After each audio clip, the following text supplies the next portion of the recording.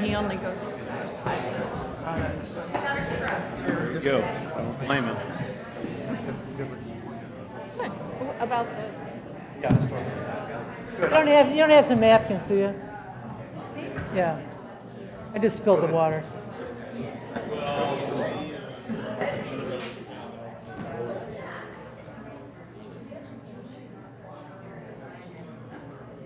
Okay, before we start, everybody that wants to speak in the public hearing for the Dollar General store, this is sign in sheet for the public hearing. So you don't need to sign in one of these and one to fill this out. So we have that right here. Right.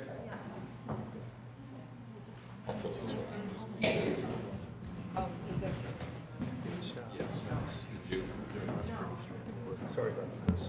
No, that's me. I did that. Oh.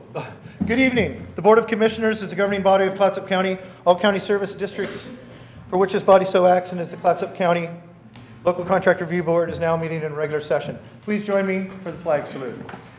I pledge allegiance and to the republic which stands one nation under God, indivisible, with justice for all. May I have the roll call, please? Commissioner Elder? Here. Commissioner Smith, excuse. Commissioner Lee? Here. Commissioner Here. Commissioner Thompson, excuse. At the request of the county manager and myself, I would like to make a small change to the agenda. I would like to move the business agenda to item 7 and the public hearing to item 8, so we can get some of our guests and get the business agenda out of the way before we have the public hearing. So I would like to propose an amended agenda, switching items 7 and 8. So moved. Second. We have a motion and a second to approve the amended agenda. All those in favor? Aye. Aye. Opposed? Motion carries unanimously. Tonight we have a proclamation. So we're doing this one. Yep. Those two are switched around. 8's first, 7's second. We have a proclamation, and we're going to approve a proclamation declaring October 2018 Community Planning Month in Clatsop County. Gail, are you here today? If you want to come forward and do a little staff report, please, or whoever wants to present. I wasn't going to proclaim anything. My name is Gail Henderson. I'm the Community Development Director. This is Julia Decker. She's the Planning Manager. And just so everyone kind of has an idea of planning, I know when we think about it, we think regulations and rules and paperwork and bureaucratic nonsense. And sometimes it is. But really, your planning staff here, and Julia is the manager, but there's also Victoria Sage and Ian Caesar. Victoria, do you want to come up as well? Who really work hard with your tax dollars every day to kind of make that process as painless and quick and easy as possible. And the other part of what we do as planning staff is we work to implement the comprehensive plan and the community plans. And those are your plans. They were crafted with input from citizens and residents and business owners in the county. And so our job as planning staff is to make sure that your plans get implemented and your vision gets implemented. And so tying in with that, we have in the comprehensive plan Goal 10, which addresses housing. And as many of you are probably aware, the county and the cities have partnered on a housing study to identify, why we have housing issues, why we have housing shortages, how we can address those issues. And so tying in with Community Planning Month, which is also focused on housing this year, I wanted to let everyone know that the housing study consultants have put together 2 public workshops that will be held because we want your input on this as well. And so the first workshop is going to be Thursday, November 11th here in the Wilmington building at 5:30 p.m. to 7:30 p.m. November 1st. Sorry. And the second open house will be in Seaside, which is on Tuesday, November 13th. So I hope that you'll all come out. I hope that, yes, 5:30 to 7:30 p.m. Where? At the Seaside City Hall, 989 Broadway. Yes, ma'am. Right in this building here, and it's at 5:30 p.m. November 1st. So again, I just want you to really take a chance, meet your planning staff. They are very friendly. Most of them don't bite most of the time. But this is really your tax dollars at work up here, and they are out there every day being dedicated and professional, and we should give them all a big round of applause. Thank you. All right, thank you for that presentation. I look for a motion to approve a proclamation declaring October 2018 Community Planning Month in Clatsop County. So moved. Second. We have a motion and a second to declare October 2018 Community Planning Month in Clatsop County. All those in favor? Aye. Aye. Opposed? Motion carries. Whereas, change is constant and affects all counties and cities, both positively and negatively. And a community-based planning and plans can help manage this change in ways to provide better choices for how people live, recreate, and work. Community planning provides an opportunity for all residents, business owners, and community organizations to be meaningfully involved in making choices that determine the future of their community. The full benefits of planning requires public officials and citizens who understand, support, and demand excellence in planning and plan implementation. The month of October is designated as National Community Planning Month throughout the United States of America and its territories. The celebration of Community Planning Month gives us the opportunity to publicly recognize the participation and dedication of the members of the planning commissions and other residents and city planners who have contributed their time and expertise to the improvement of the Clatsop County. And therefore, there be a resolve that the month of October 2018 is hereby designated as Community Planning Month in Clatsop County. Thank you. Our next item is business from the public. This is an opportunity for anyone to give a 3-minute presentation about any items on the agenda or any topic of county concern that is not on the agenda. People wish to speak during the business from the public must fill out and sign a public sign-in card, except public hearings. And we have, like I mentioned earlier, we have that yellow sheet for public hearings. Is there any business from the public that's not germane to the public hearing? Okay. Looking for a motion to approve the consent calendar. So move. Second it. We have a motion to second to approve the consent calendar as presented. All those in favor? Aye. Aye. Aye. Opposed? Motion carries unanimously. We're now going to move on to our amended agenda item, where we're going to go to the business agenda. Our first item is the appointments to the Arts Council of Clatsop County, page 307. May I have the staff report, please? Oh, Dave Ambrose, come on up. How are you today? This is the chair of the Arts Council of Clatsop County. Welcome, Dave. Should I state my name again? Dave Ambrose, Chairman of the Arts Commission of Clatsop County, and I live in Astoria. We have gone through an almost mass resignation on the commission. We had 3 resignations for various reasons, health reasons, and so forth. So that's why you've got quite a list of people to replace them, including myself. My term runs out at the end of this year, so I'm asking you to reappoint me for another term, along with Cindy Mudge, Sarah Andrews Collier, and Florence Sage, who we voted on at our last meeting and went through a rather complicated voting system to come up with those 3 choices as recommendations to be appointed. Great, thank you. Does any members of the board have any questions for Mr. Ambrose? Well, first of all, I know how important volunteers are to our community, and I appreciate you deciding to ask to continue your term. Thank you. Thanks. Are we going to discuss the bylaws change as well at this time? Or do we, Oh, and accept the revised bylaws? Yeah, I did not, I missed that it's part. on page 320. Is there anything of special significance there? Yes, there's one. Are they in red line, the items that are to be changed? Yes, it's on page 318. Oh, I see. 318, no member may serve more than 2 consecutive terms. We're going to, and the Arts Council approves that change? Yes, at our last meeting, we voted on that and approved it. Okay. I don't have a problem with that. So we approve their bylaws? Yeah, we're going to approve the change in the bylaws. Yeah, That's simple, that no member may serve more than 2 consecutive terms. I don't have a problem with that. good. I don't have. Are you good? Good to go? So somebody want to make that motion to approve the recommended motion? Yeah, I will. Okay. As soon as I can find, is it, let's see here. Well, I recommend that we appoint Do you see the Dave motion? Ambrose. No, I don't. 307, bottom of the first page. Oh, thank you. I move to appoint Dave Ambrose, Cindy Mudge, Sarah Andrews, Collier, and Florence Sage to the Arts Council, and adopt the Of Clatsop County. county, what? What does that say? It says, to the Arts Council of Clatsop County, Oh, and it's- accept the revised bylaws. I see it too, I've got this page numbers right through the middle of it. Oh, okay. And accept the revised bylaws, yes.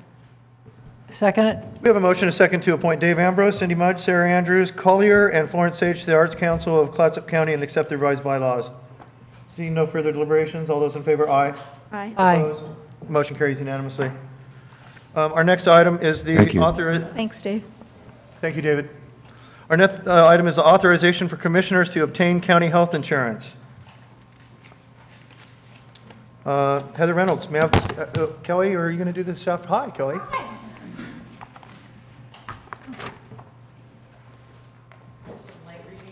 Oh, thank you so much. And I have something too that, it's from the,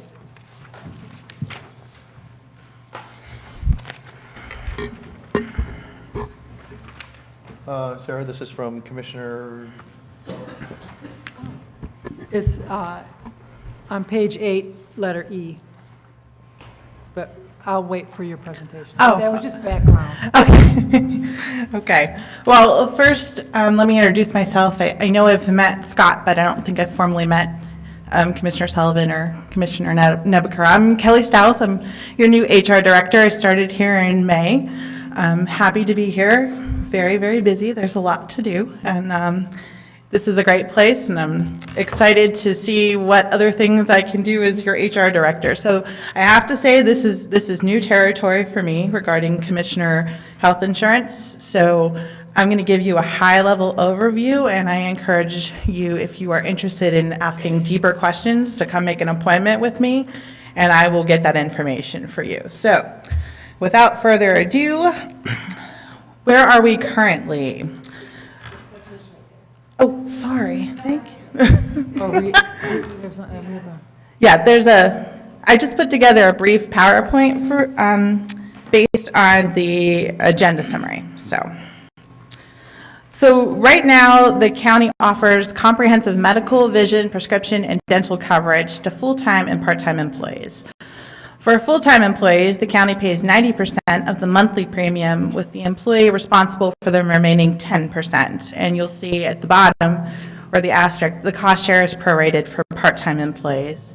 Additionally, the county also contributes $1,000 or $2,000 to an employee's health savings account every January, depending on the level of coverage selected. So if you are an employee only, you select employee only coverage, you get $1,000 put into an HSA. If you're employee plus dependent, whether that's family, whether that's spouse, whether that's children, you get $2,000 put into an HSA. The county is part of a trust, and the trust is an insurance pool of other municipalities governed by the trust agreement. This trust dictates the requirements for municipalities providing health insurance to employees. So, in regards to county providing health insurance to commissioners, the trust agreement states, health insurance must be made available for elected officials who do not qualify as employees, as long as coverage is authorized by the governing body. The member, which is the county, pays at least 50% of the rate, and the group or subgroup meets the participation requirement. So, what does this mean? So, as stated, per the trust agreement, the county is required to pay at least 50% of the monthly insurance premium costs. So you'll see down below, those are the numbers reflected. If the county pays 50%, then the other 50% would go to you as covered under the insurance plan. So it's a 50-50 split. And you'll see the potential cost to the county would be approximately $19,819. And this is based on all 5 commissioners opting for employee-only coverage. I'll stop right there. You have any questions? Not yet. I have some comments at the end. But, Okay, great. So the next slide is if the county paid for commissioner coverage what they pay for full-time employees, which is 90% of the premium cost. So you'll see below the 90-10 split based on the levels of coverage. The county split is 90, the employee split is 10. So the potential cost of the county would be approximately $44,000 annually if we went with a 90-10 split. And that cost, again, is based on all 5 commissioners opting for employee-only coverage. Okay, so what do we need to do next? So today, we had open enrollment meetings for all staff. I've spoken with CIS. They would need to do another open enrollment meeting if you elect county health insurance, and we can make that happen. And additionally, in 2019, in addition to the high deductible health plan, which we currently offer, we will also be offering a PPO, which is Preferred Provider Organization Network, which is a more traditional health insurance plan. And all that information is in those light reading packets that I handed out that you can take a look. It is recommended because of the additional plan that's being offered in 2019 that's not currently offered. That plan eligibility coverage eligibility for commissioners begins January 1, 2019. So here's some points to consider. This was also on the agenda summary. One of the questions that CIS had and that we're all looking into is if health insurance is authorized, how will health savings accounts be funded? CIS is saying that the county council will need to research what we would need to do. Also, the next question, which is not in the agenda summary, is should the lay budget committee be involved in this decision-making process in regards to commissioner compensation? Because offering benefits goes into a compensation package. And then finally, what are the potential costs to the county associated with providing health insurance to county commissioners? Now, I showed you what the premium costs would look like, but there's also paid claim costs involved, administrative fees and whatnot. So that would all be taken into account of when looking at the overall cost for the plan year and could also possibly affect renewal rates in future years. So those are just some points to consider. Okay, now questions. Okay, I got a few. Okay, so the new plan year starts on January 1st, 2019. You know, due to the fiscal impact the county may incur by providing health insurance to the Board of County Commissioners, it seems that to me, since we have an all-new board coming on, that would be perhaps a decision best made by the new board. But what I see here is that January 1st, the new board won't sit till the first week of January. So there seems to be a timeline problem here. Is that correct? So we can't really kick this down to the next year as far as the Board of County Commissioners making a decision whether to go with this new plan, right?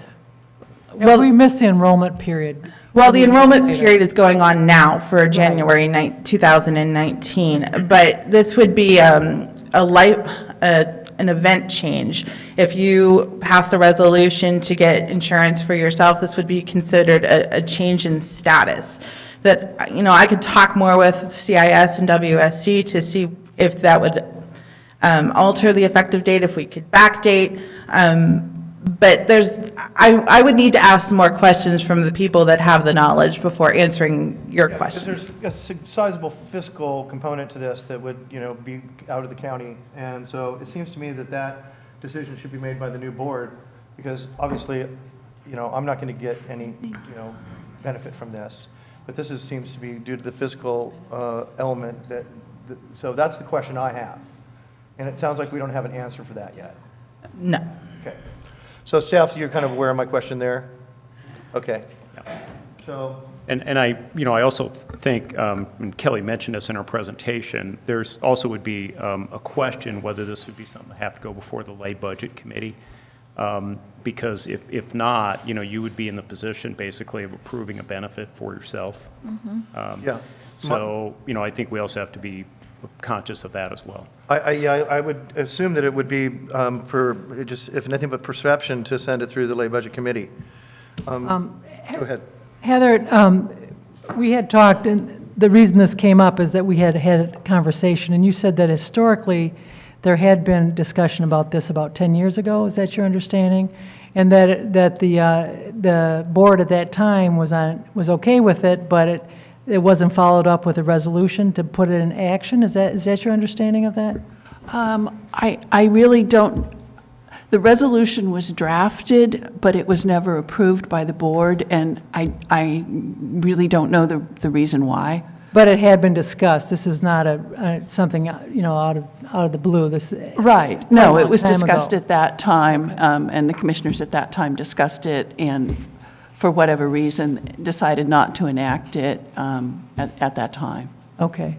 And when I wish I could click on the slides that you had, because according to what I looked up online, for elected officials, they only have to do 50%. It's not the 90%. Is that correct?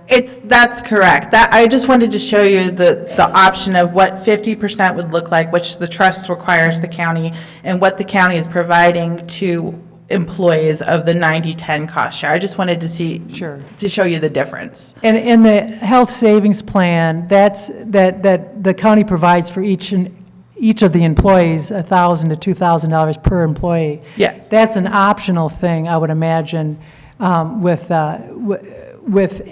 we were to move forward with this. It's not necessarily that you have to have a health savings plan.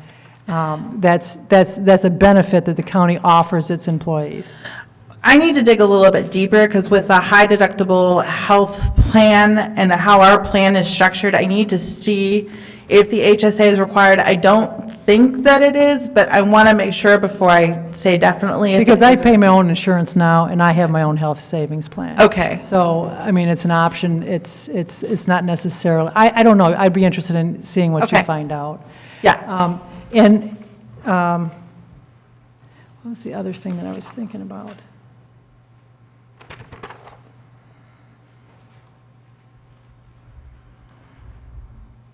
And the cost to the county right now is kind of up in the air, because it depends on if the elected official would have dependents or spouse and whatnot, correct? Yes, and also how many commissioners would be interested in wanting coverage. Okay. Too. And so,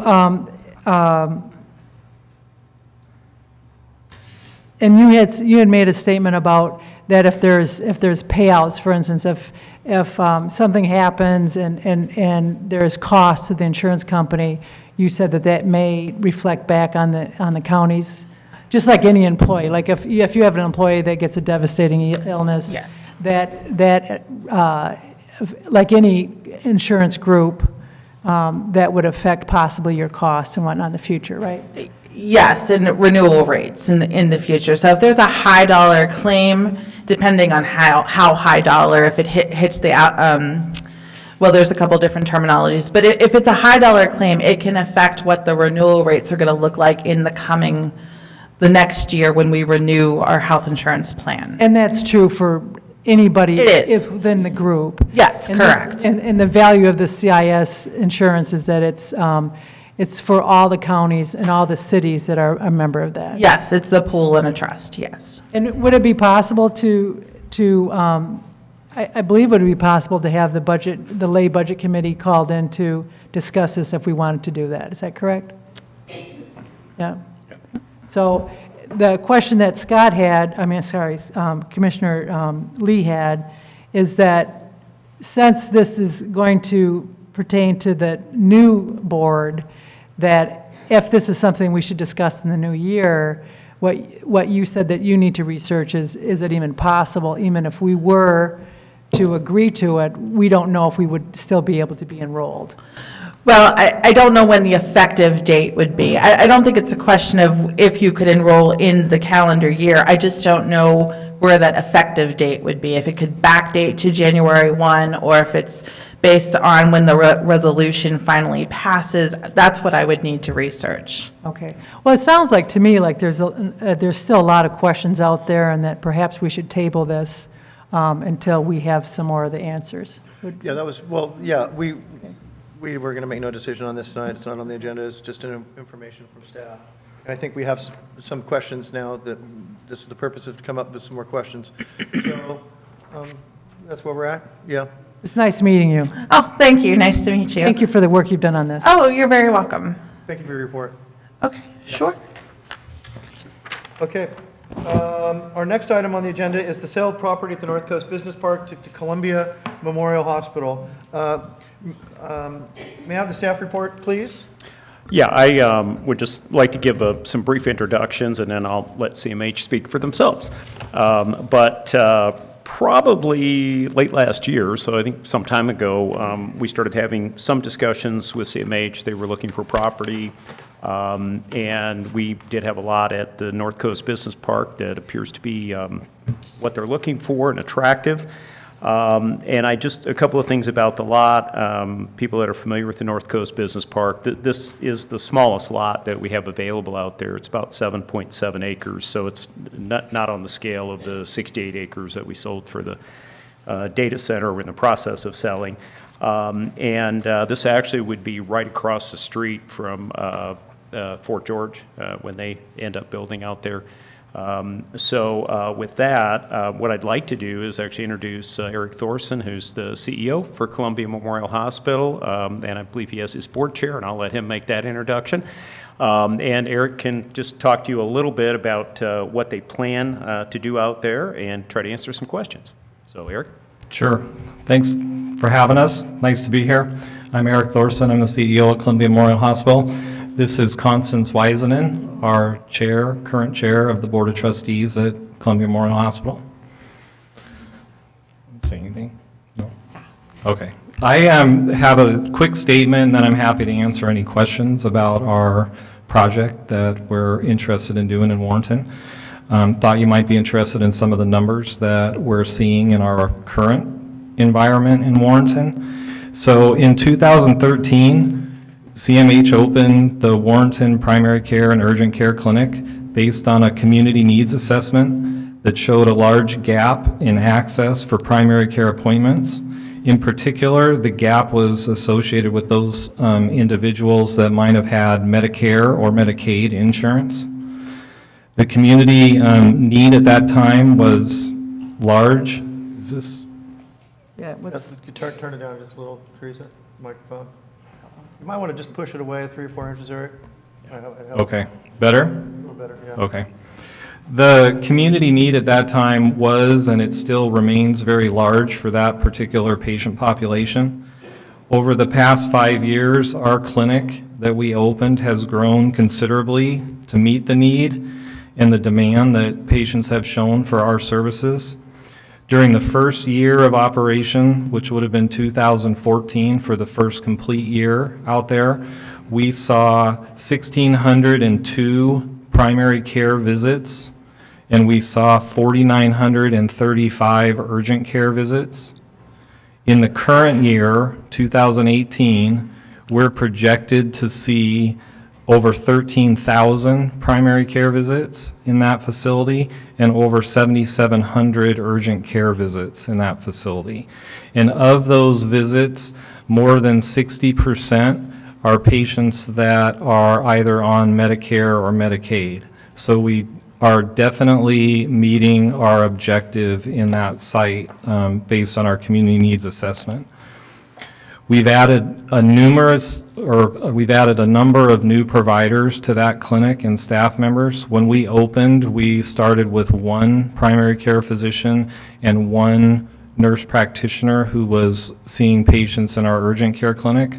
We now have 6 primary care physicians in that facility and still the 1 urgent care provider, so 7 total providers in that facility. We basically have simply outgrown the space that we have, and the demand does not seem to be diminishing. So we're looking for alternatives in the future to keep up with the demand. So as we watch the Warrenton community grow, we really believe our services and the need for our services will continue to grow. This land acquisition will allow CMH to continue to grow and expand our clinic services in Warrenton and hopefully continue to meet the needs of that community. So I'm happy to answer any questions that the commissioners may have. I don't really have any questions. This looks like a really good deal to me. Where's the current facility at? Isn't it down in the tsunami undulation zone? It's in the Staples Center Shopping Center. Oh, I know where it is. Okay. It's next to Uptown Cafe and the State Farm Insurance Agent. Oh, so you're going to move to this whole 7 acres? You'll have parking, better building? Correct. That would be our intention. Oh, yeah. So, go ahead. I like the idea. I mean, I'm really happy with what's going on with the business park. We're getting a nice mixed use, and so much of that land has been not bought up, and this seems like a very good use to me. My question comes from someone in the public who was asking about how the price was arrived at, and was there a fee appraisal? I didn't hear the last part of the question. And was there a fee appraisal? We did not have a fee appraisal on this property. We actually did have an appraisal on the property across the street. So we had a recent appraisal related to that property. Basically, we looked at property sales out in the area. As people who pay taxes probably know, we have county assessors that actually assess the value of property for tax purposes. So we had them take a look at what we thought this property would look like. We looked at the history of past sales, and we looked at the appraisal for the property right across the street. And that kind of informed us, and then, part of it obviously was negotiated. And is that as accurate as paying for an appraisal to real market value? I think one of the things we've run into, and I think particularly at the business park, because there aren't large pieces of industrial ground in Clatsop County anywhere. And frankly, even the appraisers who have done it will tell you, and this is actually a technical term that they use, that in order to appraise the property, they have to make what they call, quote, extraordinary assumptions. Because no one's ever, in not this particular piece, but the larger pieces, no one's bought that large of a piece, gone through the process of developing it, and incurred all those costs. So, even the appraisers have to speculate a little bit about what they think the property is worth. So did we use a county appraiser to do this that would be appraising for tax purposes? Well, no, the appraisal that was done, and this was the data center property, which is right across the street from this, that was a private appraiser hired to appraise that property. Okay. Actually, we didn't hire that appraiser. It was hired by someone else who was interested in the property. So it was a buyer's appraiser to come up with what they thought would be a fair price to pay for that property. And that was very recent? A couple months ago. Right. Yeah. Okay. Good. What's the, it says here that offered a price for this property in excess of what the county has received from other recent sales. Do you have a bearing at all, like what percent, like amount more that CMH is going to pay? Well, yeah, I mean, I can give you the numbers. The data center property across the street, about 68 acres, so it's a much larger piece of property. The price that we agreed on with the purchaser actually is just a little bit under $20,000 an acre. Now, again, these are all be private businesses. They will be generating property taxes. And frankly, they're going to incur significant expense to develop a property that size. In this case, I know when Eric and I were talking about it, I think Eric readily acknowledged that CMH will not be a taxpayer. Right. And so we had to look at that as part of what we thought the property was worth, because they are a tax-exempt entity, so we won't be collecting property taxes. And so that's part of the reason that we ended up agreeing on the price of $60,000 an acre as opposed to, $20,000 an acre for the property across the street. And if you get into the property stuff, you tend to pay more per acre for smaller parcels than you do for larger parcels. I mean, there's factors that Why go is into that? this. Because it's volume. You're buying more land, and so, it's kind of like buying 100 of something versus buying 10. You're probably going to pay more if you only buy a lot of 10 than if you do 100. Okay. And so you'll see that. I'm not saying it's always, but it's pretty common, when you're buying property, that the price per acre tends to come down the larger number of acres that you're buying. I also know, I believe I remember this accurately, that the county is not as interested in the proceeds from the sale of the land, but more interested in what businesses are going in there. This was part of the initial intent when this was created. I do kind of, that was part of the mission, as it were, of what we kind of wanted when we were first developing it. Mm-hmm. And interesting, and I agree with that, I think, is in essence. I think it's interesting that we've been sitting on that property for like 10 years, and all of a sudden, boom, in the last 3 years, because of our red-hot economy, this is all just, we're just filling up that area, which is great, because the county wants to get out of that real estate business over there. But also, we want to get taxes from it, so I'm wondering, and I understand the higher rate. How does that offset what potential taxes that might be gained off that property? Well, we looked out at what taxes might be generated. It's all a guessing game because you don't know what would be built there and what the value would be and all that. But that was part of the reason, part of the way internally at least, when we worked with our assessors, that we looked, there's different ways to look at property value, and that was one of the ways we looked at is how much revenue would we lose if we had a tax-paying entity on that property versus a non-tax-paying entity. And I think we looked out over 10 or 15 years. And what did you conclude? Well, we concluded that $60,000 an acre or so would be a reasonable price to pay based on what we thought we were going to lose. Yeah, 3 times as much as, but potentially around 2.5, 3 times as much as what we would. And plus, let's remember too, board, that this is a really, really important piece of the health and well-being of our community and access to medical care. So. What about infrastructure, roads, parking? Who is responsible for that? If this purchase goes through, how much would the county, in addition to not having taxes paid on it, what else would there be involved there? Well, the hospital will be responsible for any improvements on site. Within the boundaries of the property.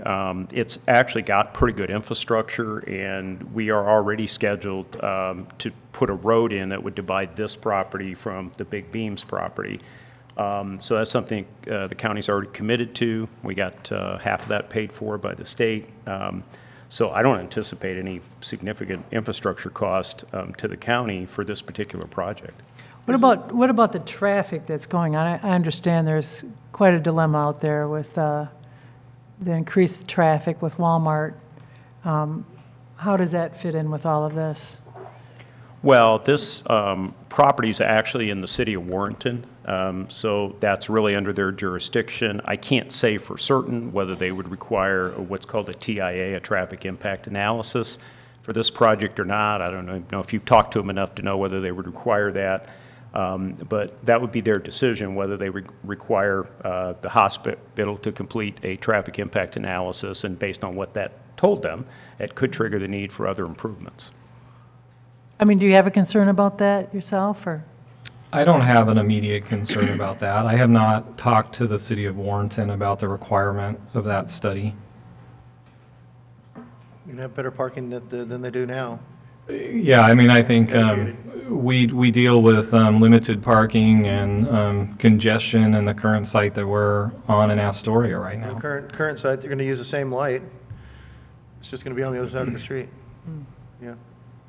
We also don't serve nearly the number of people that a Walmart or a Costco Oh, no, of does, course right? not. No, of course not. It's a much smaller impact from that.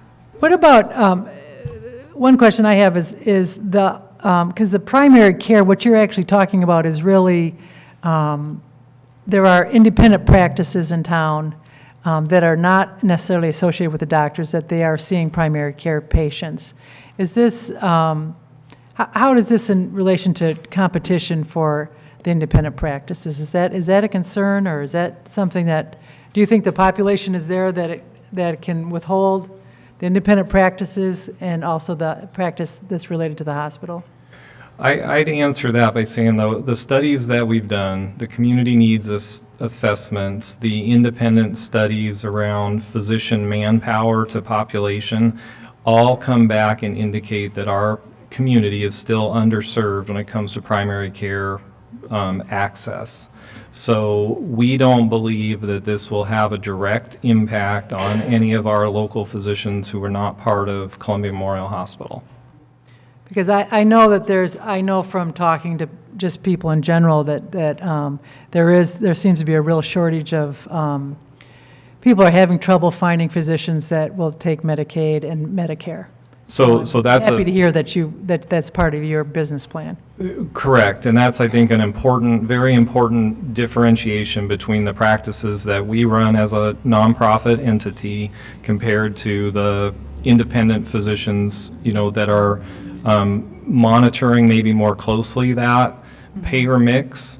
And we are open and accept all payers, all types of patients, primarily focus on Medicare and Medicaid patients. You're able to get a better return than independent doctors are, aren't you? Was just going to say that our model allows us to generate a little different reimbursement model than the independent physicians do. Because I don't want to blame the independent physicians. I think they are doing the best they can, so. I 100% agree with you. And as a board, that was certainly a concern that we had.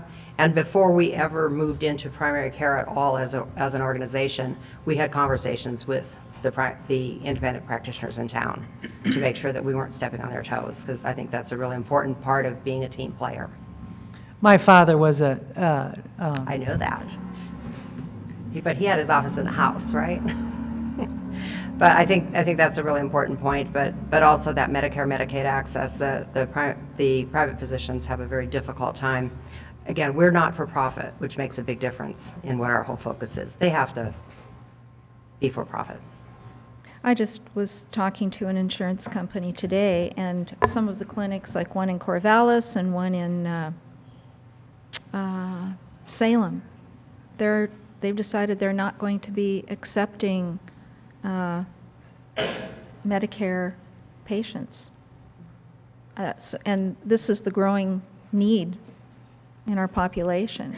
Well, the new things that are coming the way of independent physicians is just so onerous that it's difficult to stay in business, and it's very unfortunate. Yeah, this clinic would be organized as a rural health clinic, and that is a Medicare distinction, which allows a higher reimbursement rate to come through. So it does enable us to welcome Medicare and Medicaid patients in a different way than other folks can without that designation. So this has been a change because of rural? No, the rural health clinic program has been around for a long period of time. The current clinic in Warrenton is a rural health clinic, and we will keep that designation through an expanded clinic. Okay. All right. That seems sensible to me. Yes.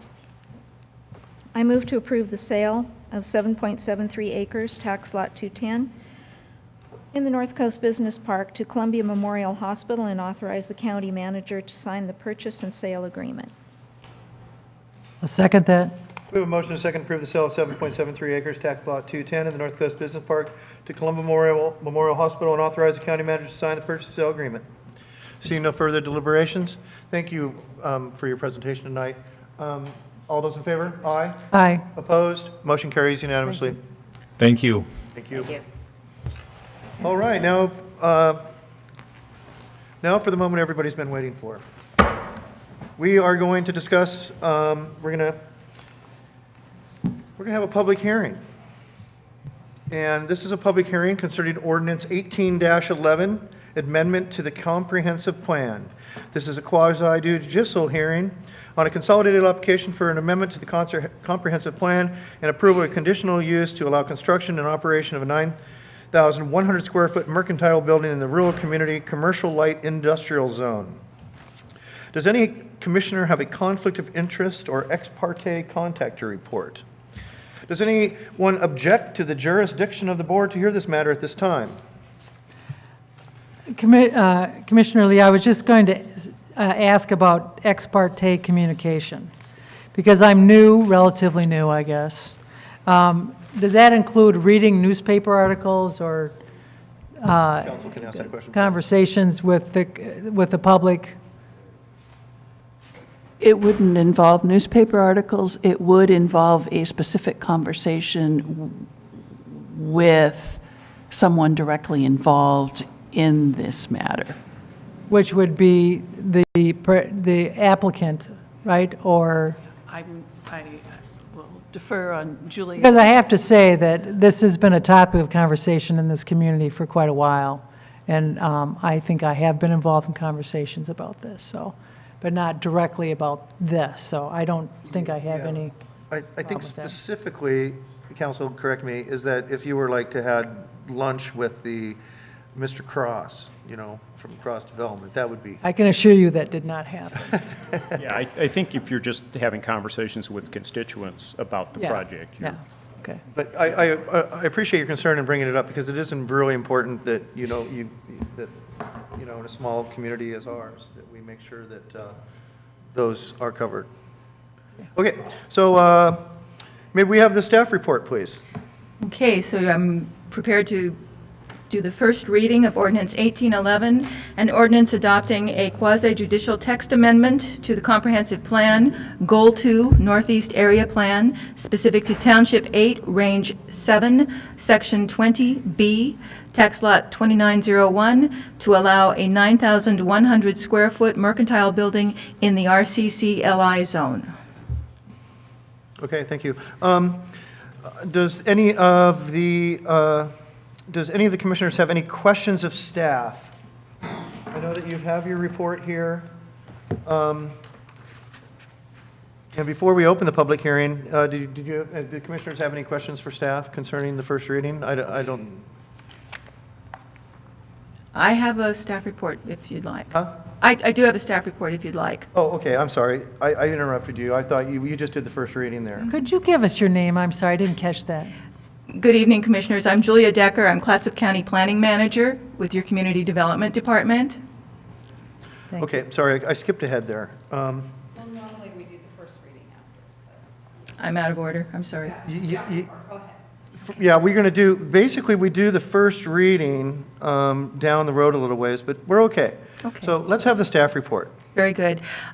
This matter is a request for a comprehensive plan amendment specific to a 1-acre tax lot, Township 8, Range 7, Section 20B, Tax Lot 2901, also known as 43164 Hillcrest Loop. It is owned by RT&T Incorporated in the rural community of Napa in the RCCLI zone. That's a rural community commercial light industrial zone, which caps the maximum building size at 4,000 square feet for commercial uses and 40,000 square feet for light industrial uses. This would be for commercial use, so the size is capped at 4,000 square feet. The subject tax lot is on the southeast corner of the intersection of Hillcrest Loop and Highway 30 at the Napa intersection. And I'm just going to see if I can kind of show you where we are in the world. It's the red circle right there in the middle is that intersection and that particular tax lot.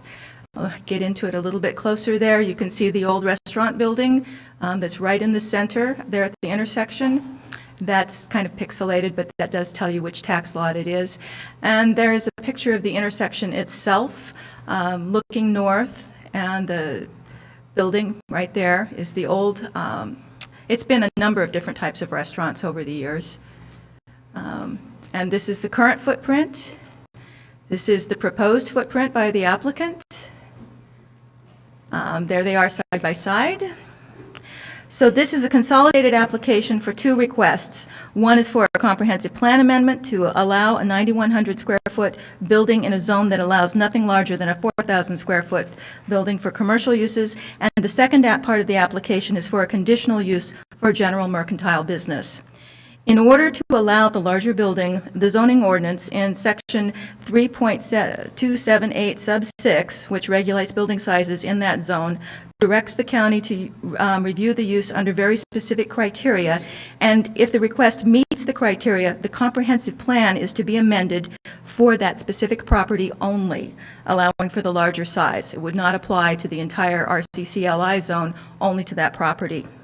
The applicant states the larger sized building is necessary to provide miscellaneous items and necessities for tourists and local residents, including daily household goods for nearby residents and items that would greatly benefit tourist or recreation destinations. The applicant explained a certain scale of building size is necessary to create the economy of scale that Dollar General uses to operate under its business model. In reviewing whether the application is intended to serve the rural community, surrounding rural area, or needs of the traveling public, the Planning Commission and staff reviewed the RCCLI zone purpose and intent, the zone's standards, and other applicable criteria. The Planning Commission and staff found the following criteria relevant to these applications have not been met. The Planning Commission, let's see, so we have the purpose and intent, sub 1, sub 2, sub 3, sub 6. Also, the development and use standards in 3.278, 6A2, pardon me, Goal 2 and Goal 9, economy. And Goal 2 includes the Northeast Area Plan. So if your board finds the application does meet the standards and criteria for the comprehensive plan amendment and the conditional use, staff has devised conditions of approval for the development and its operating characteristics. And so if it's all right with everyone, staff will outline the record the criteria that apply and note which criteria are satisfied, and then focus on the elements that were not able to meet the criteria for the comprehensive plan and the conditional use. So, I'm sorry. Hold on. Is there, I have all these different packets. Are you reading off one of the ones that we already read? This is, she's just reading this. This is the staff report right here. Okay, so you No, have, I'm just you have providing your you. own I have my staff. own because I figure you already read that, and you don't I need. did. I can tell you I and did. I'm just thinking you don't need me to read it to you. Okay. She's kind of going through this here, and so we're It right just here. sounded so familiar that I, Yeah, and this Okay. is there. Okay, So we're okay. right here at September. okey-doke, thank you. So Article 1, introductory provisions, Chapter 2 of the Land and Water Development and Use Ordinance, and that includes the Type 2 procedure, the Type 4 procedure, the applicant neighborhood meeting, referral and review of the development permit applications, public deliberations and hearings, the mailed notice, the posted notice, procedures for published notice, those are all met either through our procedures of notice and deliberations. That's all taken care of. Not met, however, is 3.266, or a subsection of it, 3.268, purpose and intent, sections 1, 2, and 3 on your screen there. Now, the conditional use and development permit, the site plan, I'm still in the Land and Water Development and Use Ordinance, the Transportation System Impact Review, pardon me, also from the standards document, the site-oriented improvements, off-street parking, sign requirements, all of those things can be met with conditions or they are met. Goal 1 is met. Goal 2, the land use planning is not met, according to staff and the Planning Commission. Goal 6, air, water, and land quality resources, those, that's like pollution, runoff, things like that. That can be met with conditions. Goal 9, economic development, staff and the Planning Commission found were not met. Goal 11 and Goal 12, that's public facilities and services and transportation, could be met with conditions. But the Northeast Area Plan, which contains Goal 2, or pardon me, which is part of Goal 2, is not met. So for the 6 elements in 3.268, purpose and intent, we have 1, 2, 3, and 6 not satisfied.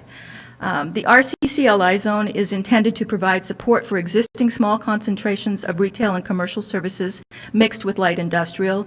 It is to contribute to community identity, and it is to provide necessary retail services to the community. So those are 1, 2, and 3. Number 4 is to provide job opportunities to the community. Number 5 is to allow uses that are compatible with surrounding uses having to do with the environmental and site constraints. And number 6, provide services for the community surrounding rural farm and forest areas and traveling public. New commercial uses are those defined under state law as small-scale, low-impact, with building or buildings not to exceed 4,000 square feet of floor area, unless determined that the larger building is intended to serve the rural community, surrounding rural area, or the travel needs of the people passing through the area.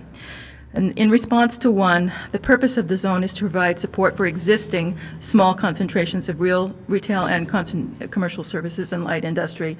Dollar General is not an existing use, and at 9,100 square feet would be a far greater retail space than the other 2 existing local markets. Staff finds and the Planning Commission found the impact of the store on the existing stores may be negative. One of the reasons for limiting the size of the new commercial developments, the reason that this was actually approved as a rural community, part of this was to keep the new commercial developments to 4,000 square feet to avoid undermining the viability of nearby existing businesses and communities. That was the purpose. The applicant's justification includes a pricing system based on an economy of scale that permits the applicant to profit despite offering what is advertised in the application in several places as lower pricing than competitors. It may be that Dollar General is able to offer lower prices on a number of items already offered by the 2 locally owned businesses, and if it removes substantial numbers of their customer base, 1 or both of the 2 existing stores may not survive. If 1 or both of those goes out of business because they cannot compete, fresh produce, meat, fuel, none of which is offered by Dollar General, at least according to their application, would have to be obtained 20 to 30 minutes away. In the long term, which may be only a few years away, this does not appear to be in the best interests of the community, nor is Dollar General actually offering necessary retail services that are not already locally available. In fact, over the long term, it may reduce the local retail services, thus reducing or eliminating community identity and necessitating more frequent trips to Astoria, not fewer. The applicant states 8 to 10 new jobs, 3 or 4 of which would most likely be part-time, would be created, and this would be a benefit. However, there may be, with the loss of the other stores, a net loss that would offset any gains. In response to 2, staff cannot find an argument that Dollar General would contribute to community identity. The dollar stores all look the same throughout the United States. There are thousands of them. In the event that the impact on is negative, as we were just discussing, it could undermine the existing stores, and one of them has been in the area for 80 years. So it could actually damage community identity. In response to 3, the applicant has not identified goods or services not already supplied, and the applicant has not addressed the local grocery store in Swenson, 3 miles away, or provided documentation of what Dollar General would supply that is not already supplied. In 6, the services mentioned are not defined, but it seems reasonable that these include restaurants and gas stations and light industrial services such as diesel repair, and not necessarily retail, because retail is called out specifically in 1. So using 6 seems like it might not really fit. So then we go to 3.278, which is development and use standards. Thank you. And that has to do with the building size. So sub 6 tells us the maximum building size for new commercial uses shall not exceed the floor areas listed in another section unless, 1, the findings approving the use are included in an amendment to the comprehensive plan processed under a post-acknowledgement procedure, such as this. This is what we're doing. We've been working on this for several months now. 2, the use is limited pursuant to another section of code to a size of building or buildings that is intended to serve the rural community, surrounding rural area, or the travel needs of people passing through the area. And these are the criteria which staff and the Planning Commission found were not met. 3, the total area of the building does not exceed 12,000 square feet. That is not an issue here. It would be smaller. The requirement that the use is intended to serve is difficult to prove one way or another. The applicant has applied for a 9,100 square foot building, providing language for the requested comprehensive plan amendment and evidence supporting the applicant's claim. The use is intended to serve the rural community, the surrounding rural area, and the travel needs of the public. However, the applicant has not demonstrated the bulk of the products are not already available to the rural community and surrounding area. And the access and parking plan provided suggests the traveling public arriving using motorhomes or hauling travel trailers are not among the targeted customers. Also, while the applicant has stated the size of the building is necessary to achieve an economy of scale for the pricing system, the applicant has not provided data to verify why a 9,100 square foot building is required in order to justify the size. In fact, Dollar General has just constructed a 5,600 square foot building in Clatskanie. So the company does have other building sizes. So they have not told us why 9,100 square feet is necessary here. The applicant states the closest shopping is 20 minutes or more to the west in Astoria and Warrenton. However, the applicant acknowledges the Napa Market across the highway from the proposed location, which is categorized as a convenience store. In some supplemental application materials, the applicant provided a cost comparison for 6 items that Dollar General in Clatskanie carries and the Napa Market both sell, and showing that they sold them for less money, but this does also suggest there's a crossover in what they carry. It is the only retail dealer, the Napa Market is the only retail dealer of gasoline, diesel, and propane between Astoria and Westport. So if something happens to that market, then those items go away. Not included in the applicant's analysis or supplemental materials is the Country Market, which is 3.5 miles down the road to the west. And Country Market is a small traditional grocery store.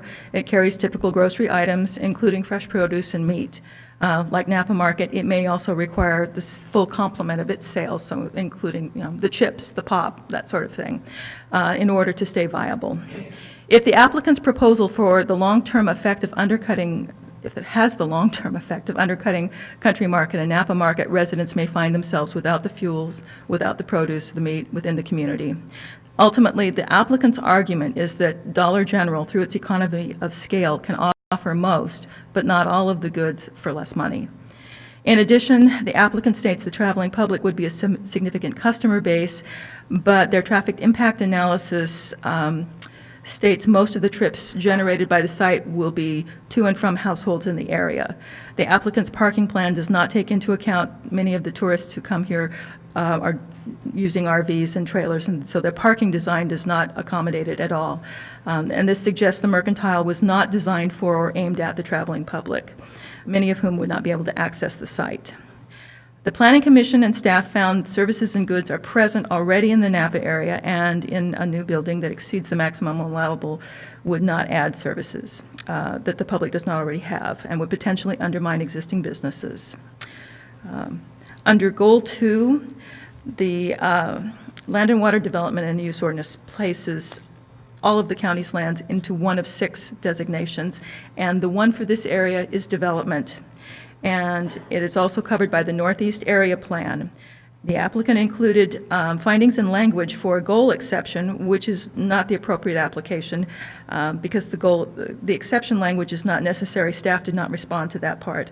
Clatsop County Code directs staff to use comprehensive plan amendment that is quasi-judicial in nature and applies to this property only, and that procedure is apparently unique in Oregon. The applicant used several lines from the Northeast Area Plan to support the amendment application. The germane section is fairly brief, and staff actually reproduced it on pages 85 and 86 of your packet.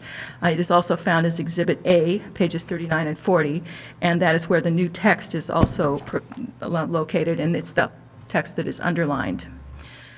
So taken in full, readers can see the concerns that guided development of the Northeast Area Plan. Growth was meant to be managed to avoid conflicts, and this informed the requirements of the rural community zoning. The RCCLI zone limits the size of new commercial buildings as a means of avoiding environmental, cultural, or economic conflict. The applicant calls out the following sections of the Oregon Administrative Rules in support of the application. Actually, the applicant called out several. The staff only found 2 that actually applied or continued to apply. OAR 660220030 sub 4 allows the county to authorize new commercial uses in unincorporated communities if the use is provided. A, the use is authorized under goals 3 and 4. That's not an issue here. B is small scale, low impact. The applicant did not address that. And C is intended to serve the community and surrounding rural area or the needs of the traveling public. The third element, C, is the one that the applicant actually highlighted. The Planning Commission and staff determined the applicant has not demonstrated why the additional retail is required or why a 4,000 square foot building would not be sufficient. In addition, the applicant, while stating the mercantile would serve the traveling public, not consider the characteristics of that public, and the applicant did not address A or B. Also, OAR 660220030 sub 8 addresses ensuring cumulative development does not result in public health hazards or adverse environmental impacts that violate water quality regulation and will not exceed the carrying capacity of the existing resources and services. There are conditions of approval that would take care of that, so those standards are met. So that's was one part of what the applicant had. The applicant produced findings in support of the comprehensive plan amendment that, for the most part, do not apply, such as the sections that regarding the goal exceptions.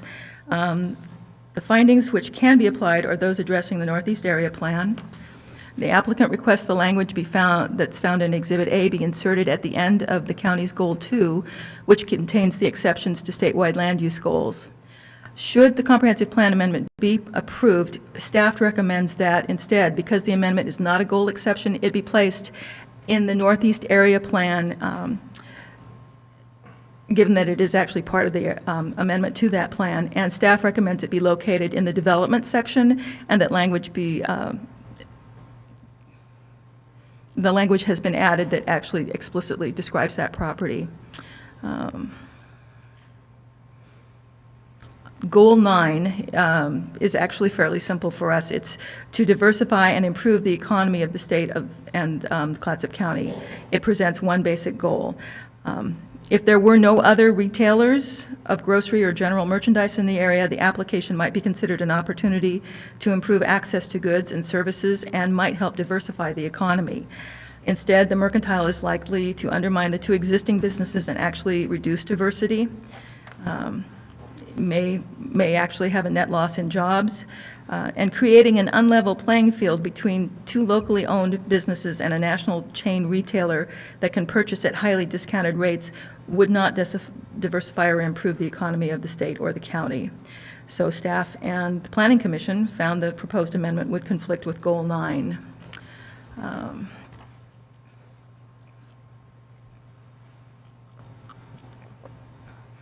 The county required a traffic impact analysis as part of the application. The only comment from the Oregon Department of Transportation was from Matt Caswell, who was the Development Review Coordinator with the state.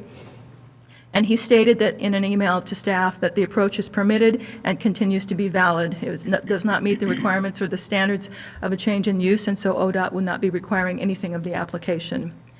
Clatsop County Public Works Director Michael Summers noted in his comments that there are several references in the traffic impact analysis to other reports from other traffic impact analysis analyses for other areas, and he added that he didn't think that if they were revised it would change much, but it was of concern. He did, however, note he has concerns for this particular site with regard to queuing at peak hours, blocking the site access, and potential impacts on emergency services given the proximity of the fire station on Hillcrest. The applicant had the traffic impact analysis updated to correct the errors surrounding the road name and to help clarify the additional traffic that the store would bring, and that is in your packet. Their traffic engineer basically stated the trips generated by Dollar General's, or by the dollar store is what he called it, include 34% pass-by trips that are already on the surrounding streets. So in other words, people are already passing by and thinking, oh, I need to get X, and so they're already there. So they're saying about a third of those would be from that kind of a pass-by trip. Also, I should note that the trip generation data for variety stores includes 15 sites from around the country with a wide variety of the number of trips generated. As a rule, we use the overall average that includes the high trip generators as a worst-case condition, which did not result in any traffic issues. We would expect the trips generated by this development to be significantly lower since the population in Napa service area is lower than most of the locations studied. So that was their response. The Planning Commission also heard from staff about concerns from stacking and queuing at the intersection because it's right next to, it's less than 500 feet from the Napa-Swenson-Burnside Rural Fire Protection District's main station, and it's less than 2 miles from the Napa School District campus. So there were concerns about emergency vehicles and school bus traffic. We did devise some conditions of approval that would limit their hours of operation to times when the school buses were through running for the day, to kind of miss that hour of the day. There wasn't really, I mean, you can't schedule the emergencies, so we didn't. The Planning Commission and staff found the queuing of vehicles, especially oversized vehicles, trying to access the highway to turn left and queuing to access the store had not been adequately addressed in the traffic analysis. So we did devise some conditions. The applicant submitted some additional materials after the Planning Commission hearing, and those are in your packets. Most of them are articles from various media outlets, especially financial service companies, that describe the company and its strategies for offering lower prices, and recent store openings in Glendale and Rainier, Oregon, and Berkeley Springs, West Virginia. The applicant provided a cost comparison of the 6 items, which staff mentioned earlier. The country market was not included in the comparison. One document that is found in the new materials is from Dollar General's own website, and it describes the company's literacy foundation, which is a charitable thing that they do. In addition, this applicant updated the traffic impact study with a little bit of new language, but still nowhere in the materials did the applicant address these criteria that are in front of the screen, on the screen. So in the event your board finds that these, based on the testimony and materials in the record, finds that this, which is previously found deficient, can in fact be approved, we can assist your board with coming up with new findings. But that concludes the staff report, and staff is happy to answer any questions if I can. Right, thank you so much. I don't have any questions, but what I, hold on, okay. I don't have any questions. What I would like to do is I would like to thank staff and the Planning Commission for their good work here. This has been very thorough. You did a good job, Julie. Thank you very much. Thank you. And I would just like to note that and reiterate that the Planning Commission unanimously 7-0 recommended the Board of Class Commissioners deny. So that's just my comments. And again, thank you for your work. Did you have some questions, Commissioner Sullivan? Yeah, I had a question about the bus stop that the applicant is willing to work with ODOT with, but that bus stop is part of apparently a county-wide plan and has nothing to do with this applicant's decision to build there. It just happens to be in the same area. Is that correct? There is a bus stop there now. It is fairly informal. There's no shelter or anything like that. People are just sort of using it. And Sunset Empire Transportation District is probably better to explain how they're using it and what their agreement is. Staff doesn't really know that. However, Cross Development and Dollar General have indicated that they would work with Sunset Empire Transportation District, and apparently there's some pot of money somewhere that ODOT is able to access that would maybe put together a nice shelter, and Dollar General has indicated that they would be willing to work with placement of that next to or possibly on, and they're just committed to participate in that if they're approved. Okay.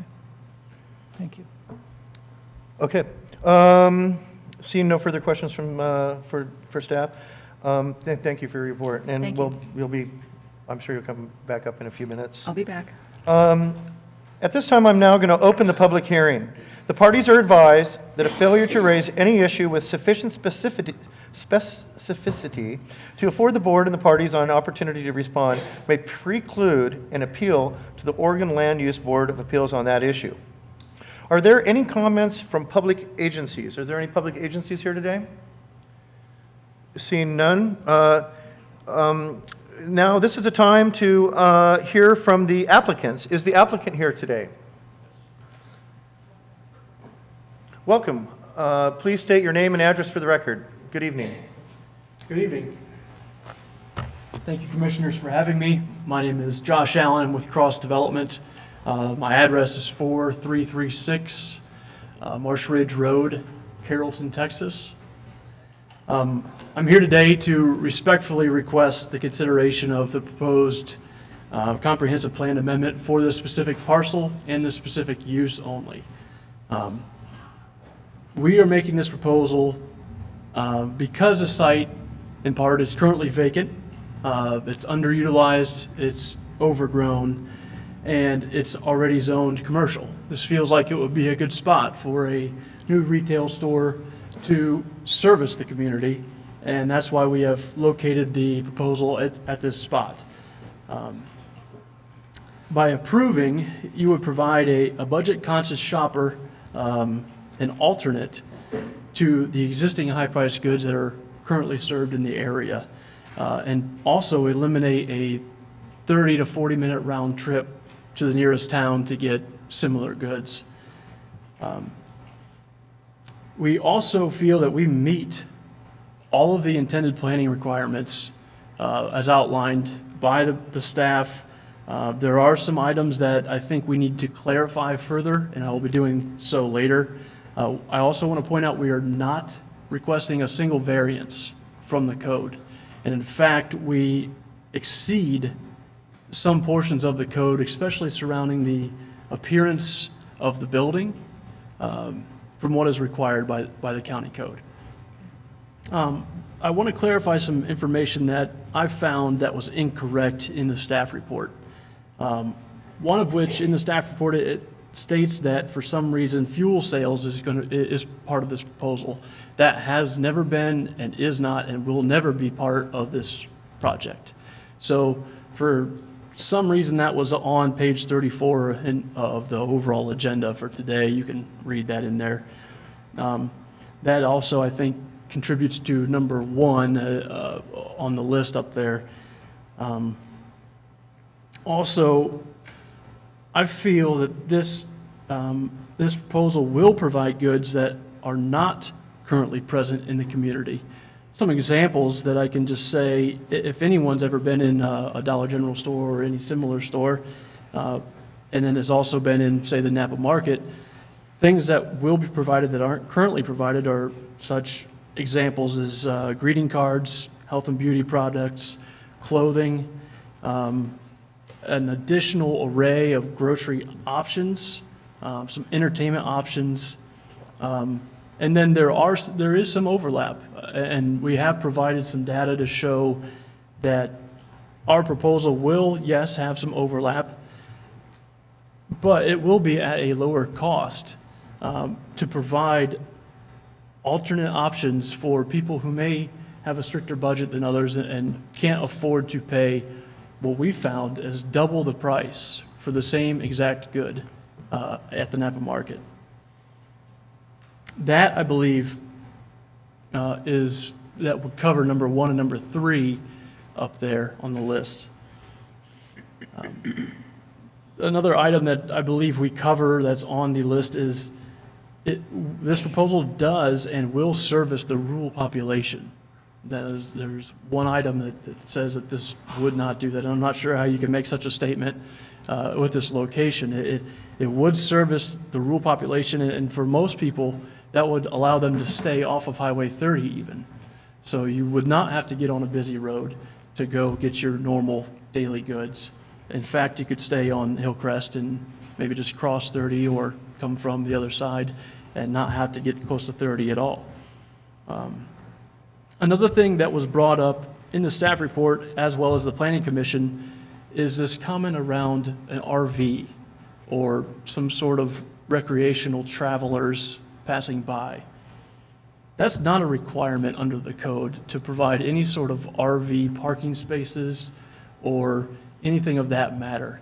It was just a comment that was brought up, whether by the public or by the Board of the Planning Commission, I'm not sure who, at that meeting. And again, now, I will say we will accommodate that if that's part of a condition of the approval. If you look at the surrounding businesses in this area, there's no dedicated spot for an RV to park at any other existing business. So that, to put that on our list of criteria, I feel is unfair.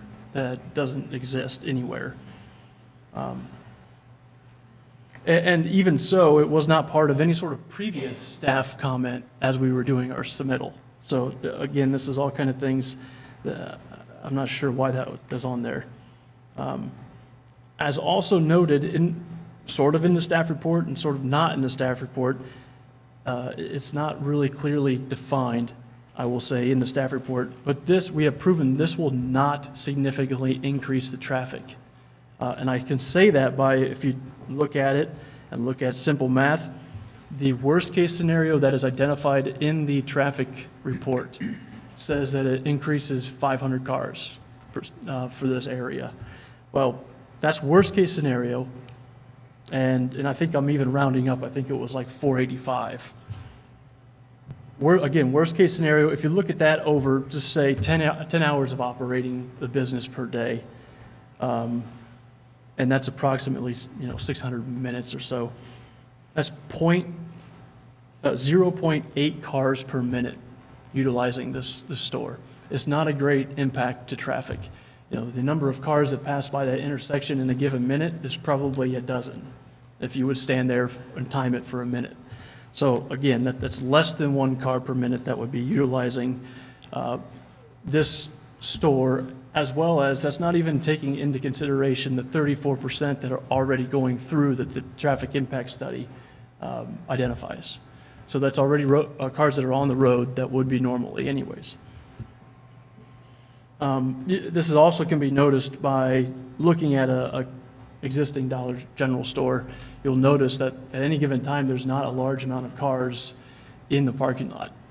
You can drive by any one of them and probably 10 to 12 maximum are at the store at any given time, and that's at the peak hour after work.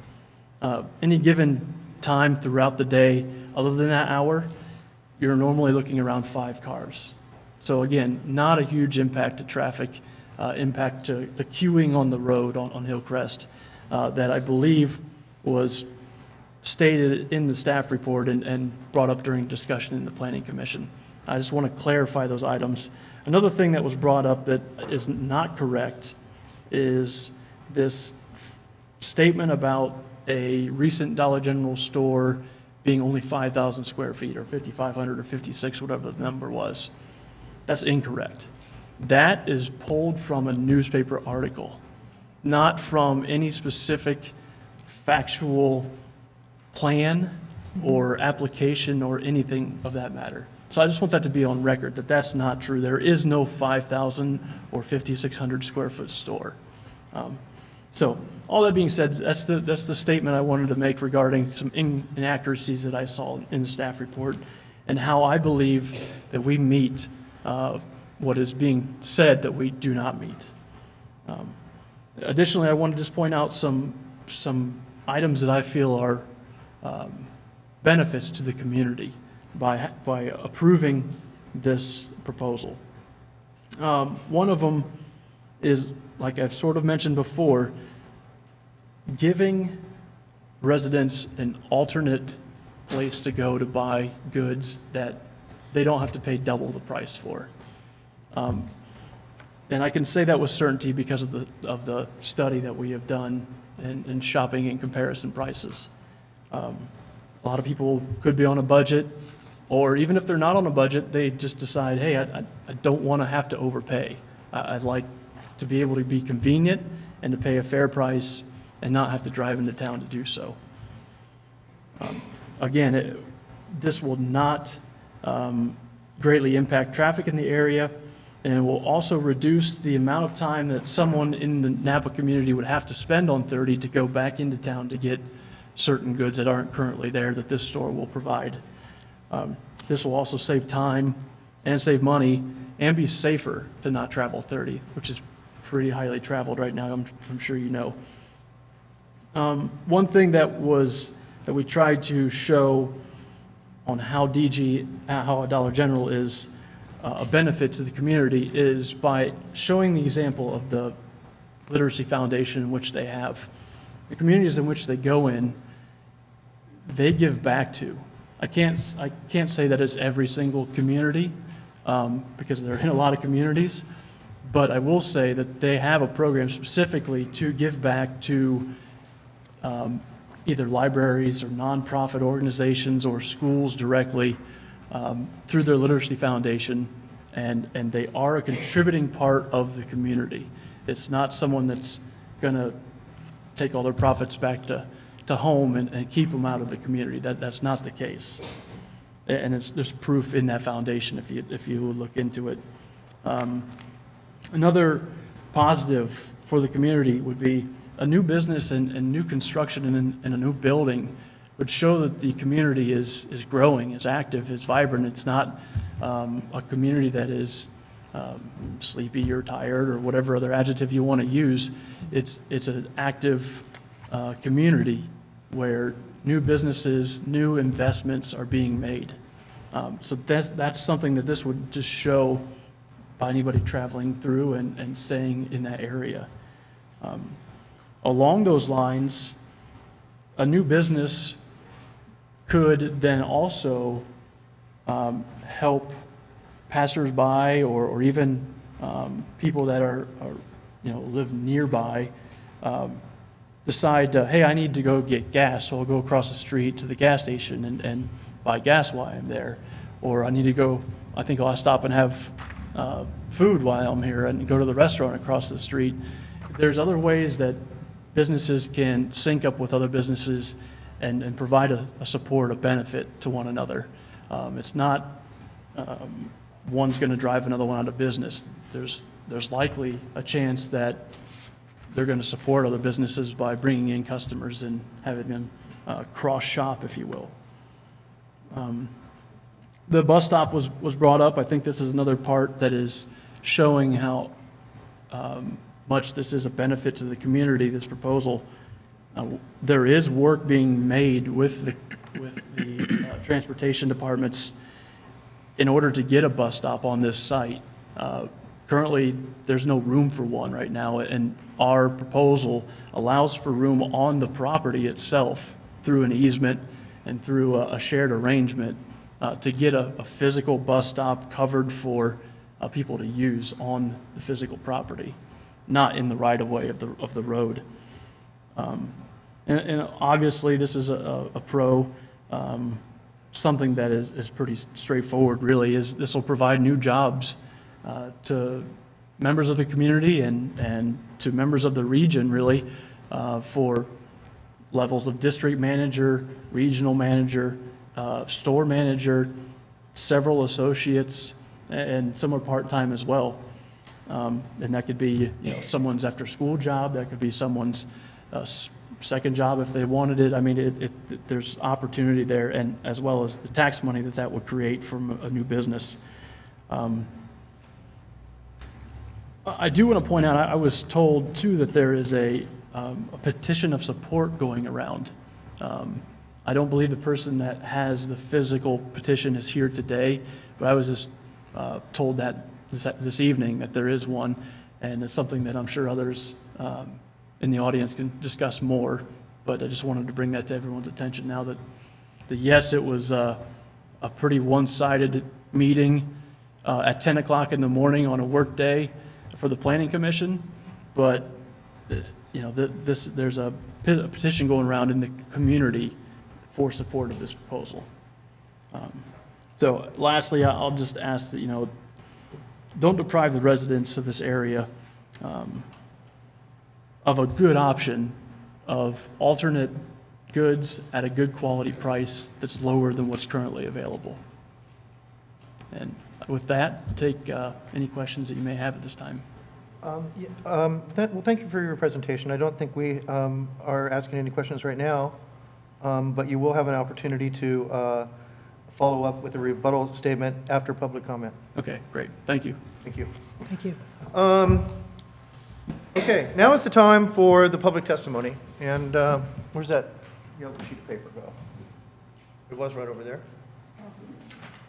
There it is.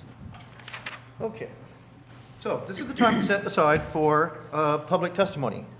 And when I call your name, please state your name and address for the record. And it's important that you limit your comments to 3 minutes. We have a lot of folks that want to speak tonight, and it's very important that we follow the rules. When we get to the last 10 seconds left of your 3 minutes, I'm just going to raise my hand, kind of let you know, and then the beeper's going to go off. So try to wrap it up before the 3 minutes is up. Our first guest tonight is Cheryl Johnson. Come on up, state your name and address for the record. Good evening, Cheryl.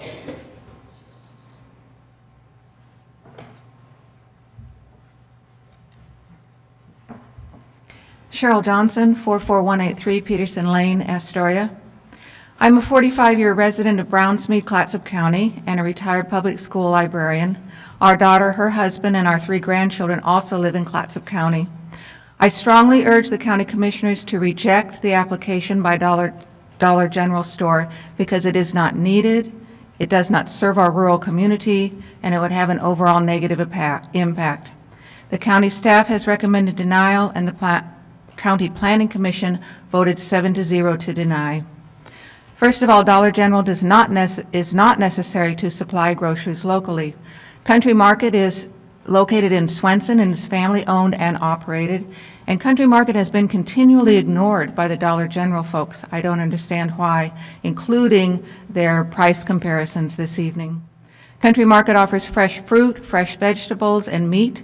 Country Market is responsive to the community and carries food items like almond milk and local items like the Napa Lager sweatshirts.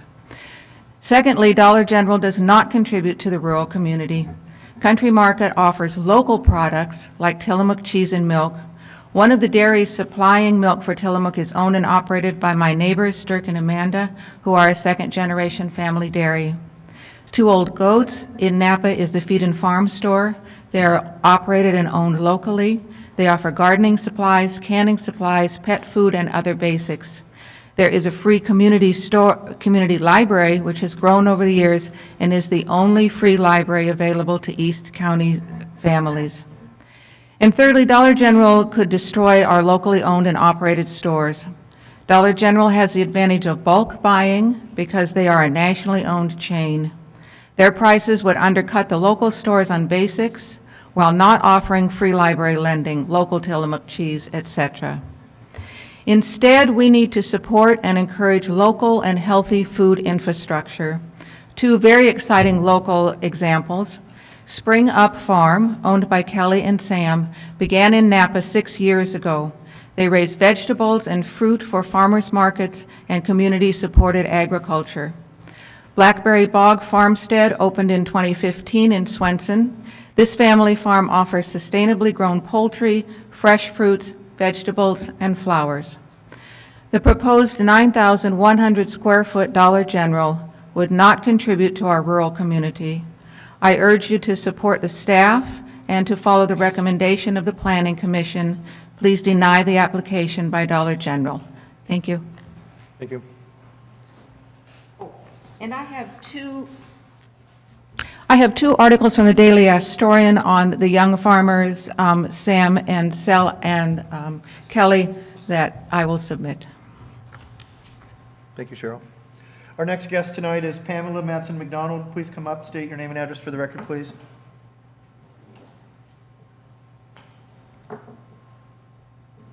Is it getting colder in here, or is it just cold? It's pretty chilly in here. Yeah, May I we stand? started out too warm and now it's getting too cold. Can we make an adjustment on that, or? Monica maybe might be able to. Okay. In your winter wear. Down, coat Welcome, on. Pamela. Thank you, Commissioners, for hearing my comments about Dollar General. Your name and address. Pamela Matson McDonald, 22 Nimitz Drive, Astoria, Oregon, 97103.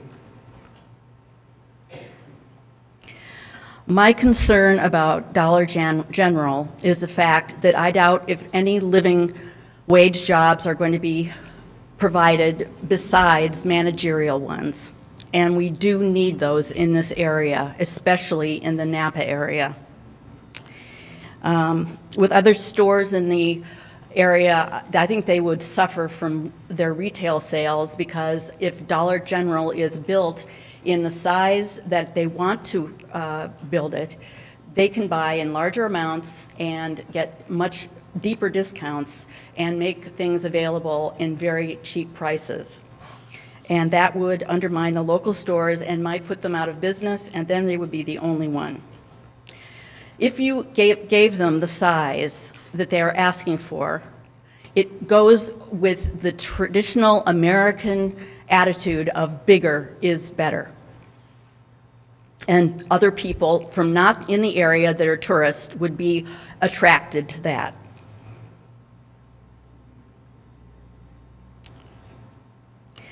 According to Investors Daily, their report in 2016, Dollar General is trying out 30 smaller stores of less than 6,000 square feet. They should be made to reduce the size, considering they have other retail sites in a variety of sizes, which is not exactly what their person from Texas told you.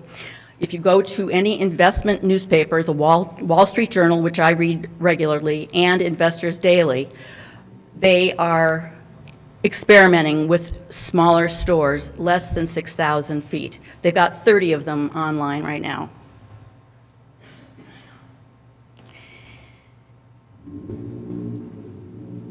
And finally, what I'm concerned about is the traffic. We already have a traffic intervention in Warrenton by the Costco, now that we have Walmart and we're having other stores there. And I am very concerned about traffic accidents in that 50-mile-an-hour zone that might happen. And I was hoping that if they do get to build a smaller store, they would participate in paying for a traffic light and crosswalk signs possibly there. Thank you very much. Thank you. Our next guest is, forgive me, I cannot pronounce this or read this last name, Marla B. Come on up, Marla, and state your name and address for the record, please. Sorry. Yeah, I'm used to it. It's fine. My name is Marla Betcher. You might want to pull that microphone down a little. There you go. My name is Marla Betcher. I live in Swenson, 91831 George Hill Road. My husband and I have lived there for 54 years, raised our family, and now our family's raising their family in the area. We've lived there for, like I say, 54 years. When you choose to be rural citizens, you learn how to shop. You shop ahead because you live in the country. You don't need to have another convenience store. We have two great stores, like was mentioned before, and they carry basically what you need. Little pickup here, little pickup there.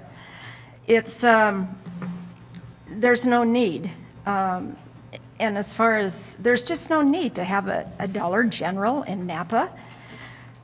As far as travelers stopping, they know there's going to be another one down the road. They're not going to stop. It's a horrible stop. It's a terrible stop to try to make, whether you're going to the logger, whether you're going left. Our fire station is on the left. It's not safe. Let's see. As far as the greeting cards was mentioned, if you go to 2 Goats, they have a very good greeting card selection, along with their canning and their supplies for farmers and cat and dog food. They meet our means and their library. Let's see.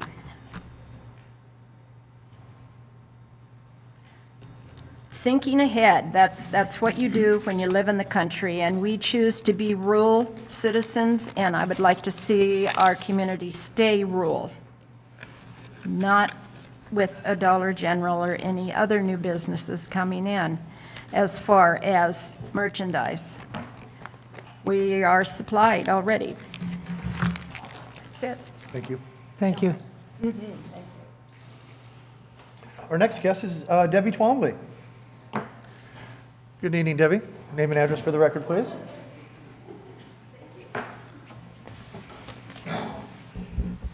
Hello, I'm Debbie Twombly. I live in Brownsmead, 44072 Anderson Lane, and that's Astoria, mailing-wise.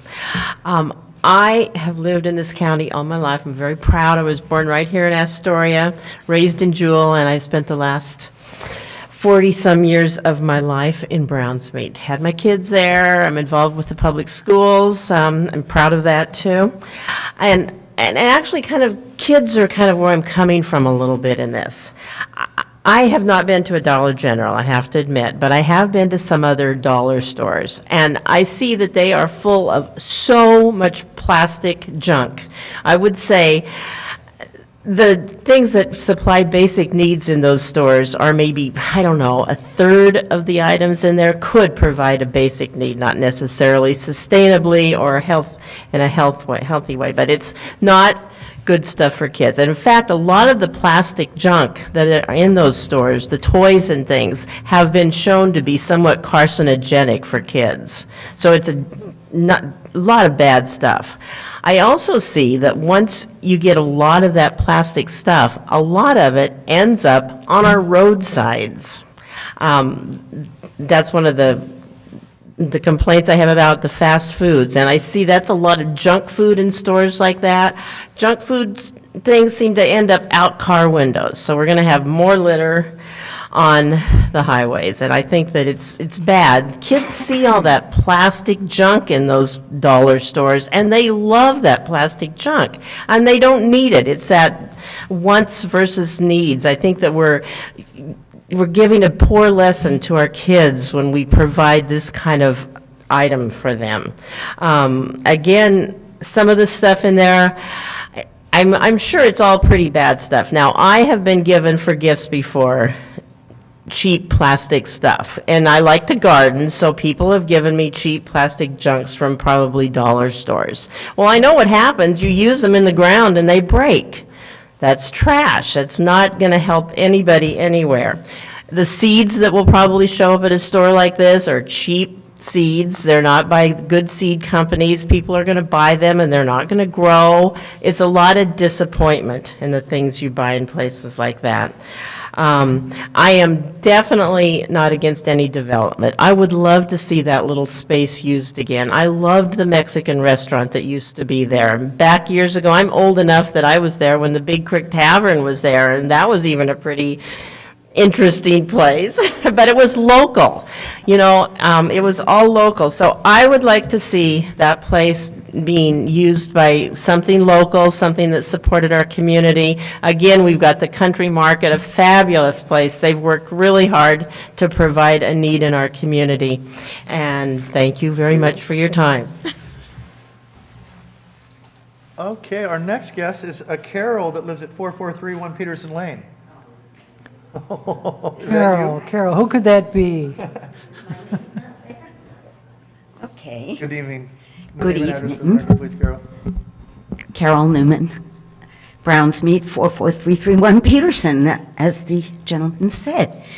Speaking of being here in the Boynton building, as the gentleman from the Dollar General's chain introduced himself, I had a sudden flashback. I don't know whether you noticed. Texas. Okay, folks? Anybody remember Texas in this room? 11 and a half years worth of it. That's one of my biggest beefs. Where is the money going to go? It's not going to stay in our community.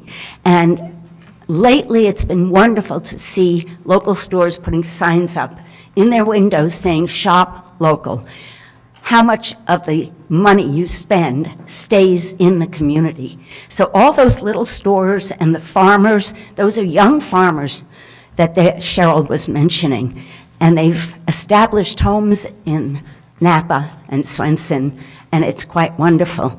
I really appreciate the staff report. I think they did a very thorough job, the Planning Commission. I appreciate that.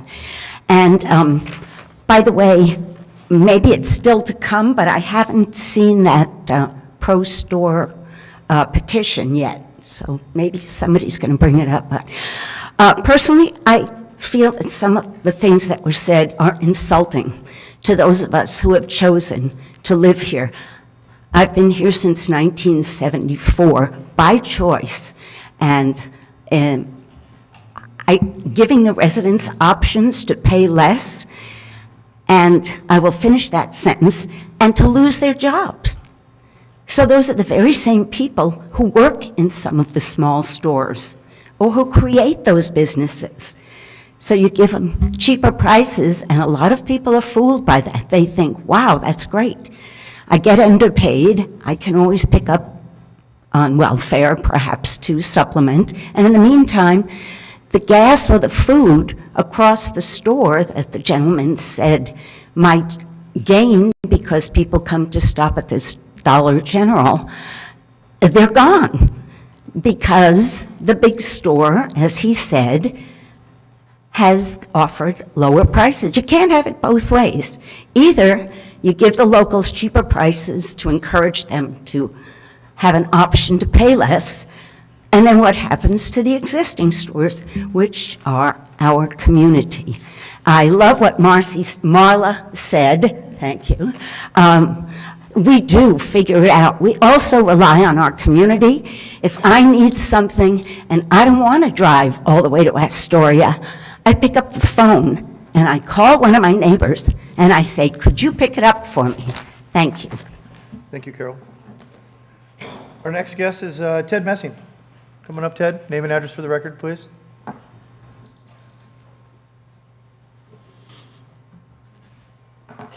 Thank you.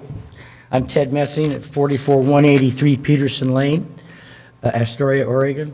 I've lived in Clatsop County since 1973, where I purchased land, built our home, raised 2 kids who attended Napa schools. We are currently helping our daughter and son-in-law build their house in John Day, and we are blessed to be involved in our grandchildren's lives. I'd like to share the story of a small town in California where I grew up, Elk Grove. It's about 10 miles south of Sacramento. And when I went to high school there, it was completely surrounded by farms and ranches, both large and small. The high school had a vocational ag department. I later majored in ag in college. If you went down there today, you can't find it. It's gone, completely obliterated by chain store malls and housing tracts. They paved over some of the finest farmland on the planet. It's a process referred to as Californication, and it can happen here in a heartbeat. Once you let in chain stores, the strip malls follow. Now, some will say, well, you can't stop progress, but I believe we have a say in how we want our community to progress. Do we want to try and maintain and grow our rural identity locally, or do we want to sell our souls to a chain store image? We already have a wonderful community, and anyone who has ever attended a Napa Foundation dinner auction knows what I'm talking about. Presently in our community, I can go to my local feed and farm store, eat a homemade cookie, catch up on local news, check out a book from a free library, buy stuff from my garden, and feed for my chickens. We try to support family-owned businesses such as Country Market and Swenson. Also, we actually have young farmers moving in our area. I'm just blown away by this. And some of them couldn't be here tonight. They're working their butts off and they're raising kids. So they're just starting out, and this is who we should be supporting with land use decisions, not a corporate chain from Texas that uses deceptive pricing and other predatory practices. And there's plenty of evidence online about this. The county planning staff recommended denial. The Planning Commission voted unanimously against the proposal. Astoria turned them down. Please do the same and vote no. And this, do we want to be known as Napa, Oregon, home of the loggers, or do we just want to be another chain store strip mall on Highway 30? Thank you. Our next guest is Carol Webster. Carol, come on up, state your name and address for the record, please.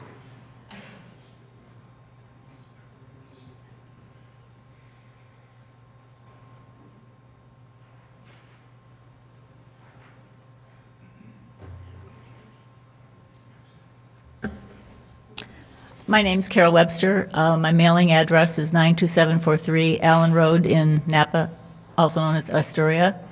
I wasn't planning on speaking today. I did not make it to any of the Planning Commission meetings. I did attend the initial meeting that the developer had at the local fire department. And so anyway, to get some feedback on the community. My husband and I own the Columbia Motor Parts and Hardware business in Astoria. We've owned that for 36 years. We've lived in the community for 40 years. When we first opened, there was a hardware store, Ace Hardware store in Napa, and there also was a co-op which sold hardware and fuel oil and stuff like that in Swenson. Both of those are now closed.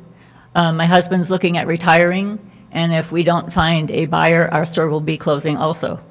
But we believe in competition, and we think that we have not personally been in a Dollar General store.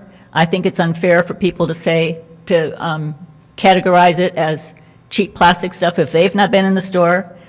One of the stores, I've talked to residents of Clatskanie that are happy with what they've seen offered in the store in Clatskanie. My personal, I believe that there's going to be some overlap. There always is overlap. There probably will be overlap with our business. But I do not like Highway 30. And I feel that with the aging population, the increase in population in our area, there's being new houses built all the time. There is room for some additional competition, if you will. Sure, there will be some overlap, but I'm sure there's items that Dollar General will offer at a good, fair price, not some of the marked up prices that currently are in the Napa Market store. I personally don't shop there because of that. Even the gas prices are like 30 to 40 cents a gallon more than Astoria. So our only option is either to pay those prices that are unreasonably high, I believe, or to travel Highway 30, which is like 30 minutes each way. And in the winter, the roads are very hazardous, and the road is dangerous to begin with. Now in the summer, it's being difficult to travel because of all the tourist traffic. So that contributes to increased pollution, all the additional vehicle traffic. And I believe that another store would add some additional jobs to the community, and it would serve the residents that choose to go there. You know, nobody's going to be forced to go there. So, and as far as the petition goes, there was a petition circulating, and it's in our business. We also offered the same public availability to the people that don't want this. So, you know, we're trying to be neutral there. So anyway. Thank you. Thank you. Thank you. All right, our next guest is Mr. Thomas. Come on up, state your name and address for the record, please.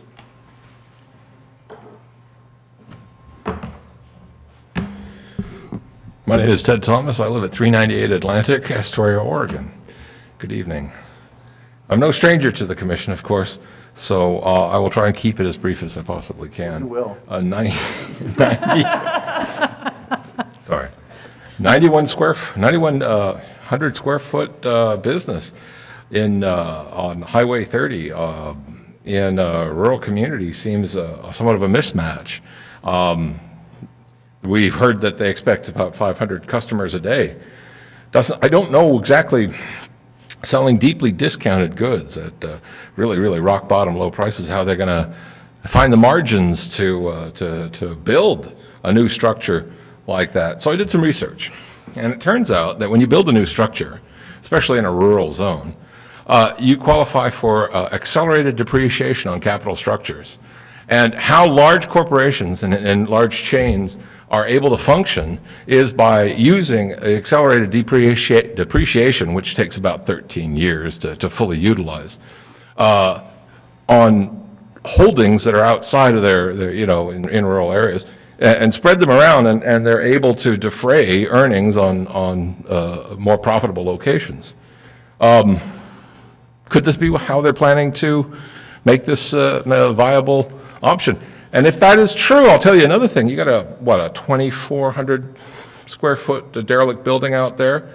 After 13 years, you're going to have a 9,100 square foot derelict building out there, because these large chains have a bad habit and a practice of, as soon as the accelerated depreciation is exhausted, leaving town. And they'll be leaving towns after they've destroyed all competitors. The other thing is large chains engage in deceptive pricing and predatory practices. They're able to charge shelving fees from their suppliers, and they make up a lot of money through that way. I think a more thorough investigation of the specific practices of any chain that's interested in something so unusually located, out of the ordinary, extraordinarily located, might turn up that indeed is what's taking place here. Thank you for the time. Thank you. Thank you. All right, that concludes our public. Is there anyone else that would want to testify tonight?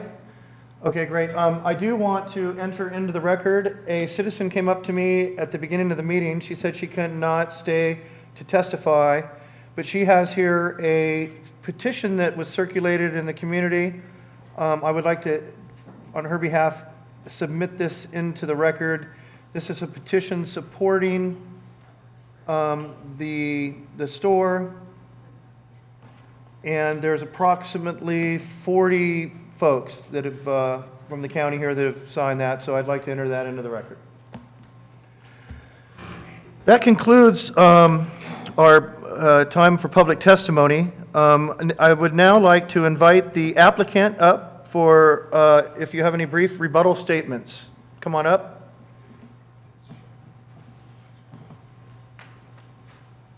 Thank you again for the opportunity to speak and kind of clarify some things that were said today. The biggest concern I hear from the public is that this proposal will run other people out of business, and then there'll be other jobs lost, and this really won't be a benefit to the community as far as jobs go. That can't be true. And I say that because a Dollar General store or any other store opening up does not directly run somebody else out of business. It's the consumer choosing to go there instead of choosing to go to where they normally shop is what drives people out of business. So if there are very strong feelings about shopping with local residents, businesses, that's great. And I applaud that. I grew up in a very, very small town. I understand how that works. That's the way to go. A Dollar General went into my very small town of 1,000 people, and it did not run the other businesses out of business. What happened was the existing businesses specialized on what things that maybe weren't served in that community. The grocery store, which was already going out of business, is turned into a meat market. People go there to get specialized meats. You can't get a steak at a Dollar General store, so that's where people go to get that kind of thing. So again, Dollar General is not going to run other businesses out. It's the consumer deciding that I'm going to go to Dollar General instead of where they currently go. And then those existing businesses, if they do get hit, they will specialize. That's the nature of business, is they will say, okay, I sell gas now. Okay, I'm not selling as much milk. What if I put in a Subway store? What if I turn in a deli counter into my store? Those are both things that aren't currently available. So that notion of what might happen, I think, is a fear that is not really based on anything. Another thing that I heard a lot was the word may. This may happen. There's not a whole lot of factual-based items that are concerned. They're all speculative of what may happen, and they were all negative items. There wasn't positive thought behind what could maybe this really do for the community. Could it really help spur something that we don't have to come in? That's another thing. Another thing I want to clear up too is comments about what's being sold in these stores from people that have never been there. That's a pretty hard statement to make when you've never been to a business, and then yet you're going to come up and say it sells bad things. That, I don't know how you can make such a statement like that because you've never been there. You've never bought anything from them. You never even stepped foot in the store to even know what they carry. What that person or group of people may be referring to is other stores with a similar name. For instance, Dollar Tree. That's a completely different business. They sell things that are $1 only, right? They don't sell anything that's more than that. That's not a Dollar General. A Dollar General is a general store that just happens to have the dollar in its name because of something that was common in the marketplace in the 60s when it really got growing. That's how they changed the name if you look at the history of the company. There's a couple other things that I want to also clarify. I don't work for Dollar General. They're a client of my company's. So people that are referring to me as the Dollar General guy, that's not quite exactly accurate. We are a real estate company, and Dollar General is a tenant. So the whole depreciation, predatory practices, whole comment, that is not true. There is no advanced or accelerated depreciation as part of any sort of pricing structure that this tenant uses. That's not even, they don't even own the property, so they can't do that. It's not physically possible. They don't own it. We own it. So that's a difference. And another thing that I want to kind of clarify here is this notion of a trial run of 30 smaller stores. And yes, that was a trial run in 2016 in urban areas only, in very, very dense populated areas where they were going into existing buildings, not necessarily in rural markets with a smaller footprint. That wouldn't work. So I just want to clarify a couple of those comments that were being said that weren't quite exactly the truth. And I just wanted the board to be able to take the full consideration of the truth into your decision today. And again, I think it's important to leave this conversation in my presentation with the basic thought that this is an amendment to the one parcel for the one specific use.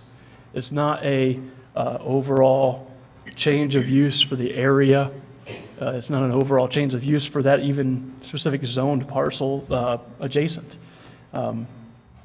It is specific to the legal description of this parcel and to the use of Dollar General. I think that's important to recognize as far as the approval of this amendment. And I think it's also something to greatly consider, giving people, residents, the ability to have options locally instead of having to drive 30 to 40 minutes to even 60 minutes is what we're being told at times in order to get similar goods. I think that needs to be taken into consideration. Some people may still choose to do that. Again, that's what the consumer is choosing to do. But for those who don't and can't, there should be an alternate, there should be another option available in the community. And that's what we're trying to propose. Charlie, may I ask a question? Well, I think typically this is a quasi-judicial public hearing. I don't really, we kind of more act like judges typically than we do in back and forth questioning of the applicant. Isn't that correct? I'm not your land use counsel, so, but I think if there's still some questions. That would be something for the board deliberations. Well, unless it's a factual question in the response.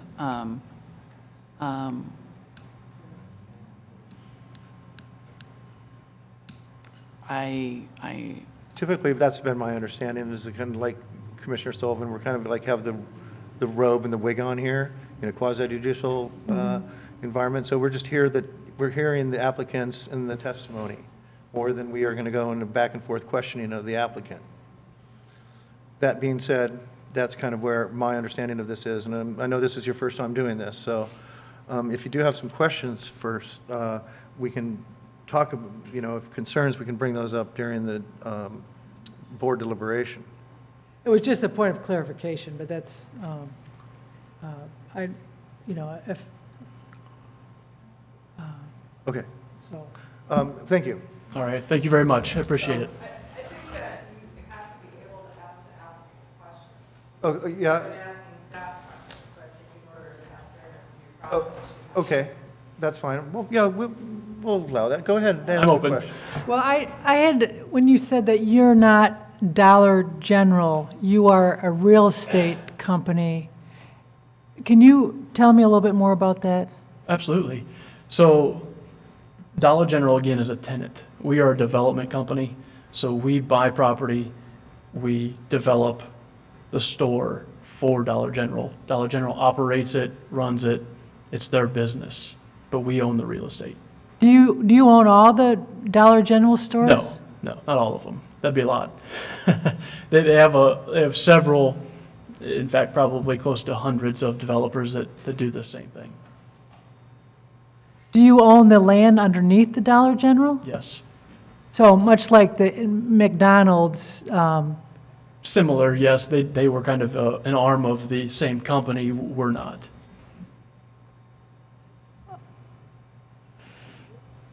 So in another area of the country, someone else might, if Dollar General is going to open in another community and it wasn't your particular real estate company that would be representing them, another real estate company would be representing them. Absolutely correct. Okay. And not just other parts of the country, same thing within Oregon. There's several developers within Oregon that do the same thing that I do for Dollar General.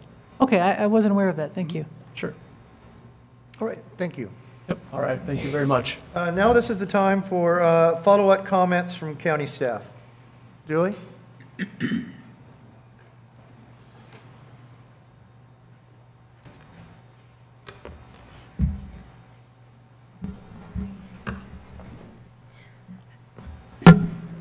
Your board will be pleased to know I don't have a whole lot here. Regarding the fuel sales, I'm not quite sure, I didn't quite understand what Mr. Allen said. Staff has never indicated that there would be fuel sales at Dollar General. Staff's concern has always been that the Napa market would go out, and that is where the fuel sales are. So staff's concern was that there would be no fuel sales maybe in the near future. Regarding a traffic light, there will not be one. That's up to ODOT. ODOT has already indicated numerous times over the years that they have no intention of putting a stop light at that intersection. That is not going to happen, and Dollar General does not have any control over that. So there's no point in asking them about it. Let's see. One thing that Mr. Allen mentioned was that regarding the RV parking and that not being a criteria that they were supposed to meet. The only reason staff mentioned it is because cross-development in their justification for the store placement and the size indicated that it would serve the traveling public, and staff noted that they're not set up to serve the traveling public, so it seemed like that was probably not a good argument. That is what staff has. I have a question. Sure. Can you clarify the difference of what was said about the bus stop from the applicant and what you had previously said?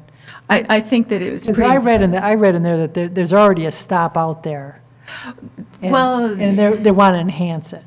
They do want to enhance it. And if they get the funding, then maybe they'll have more stops, more times that the bus will go out there or something. Oh, I don't know about having more times that the bus would go out there. I think that Sunset Empire Transportation District has a, I don't know what their scheduling is and how often they get the bus out there. I know it's at least twice a day, I think on weekdays.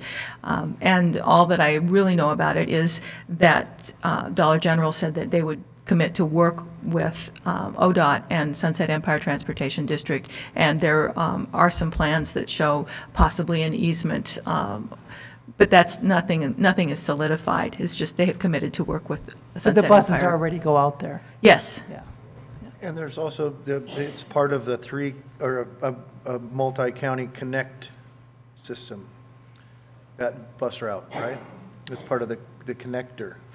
So that'll bring in a lot of other players when it, I'm just adding that in there. Okay, any other questions for staff?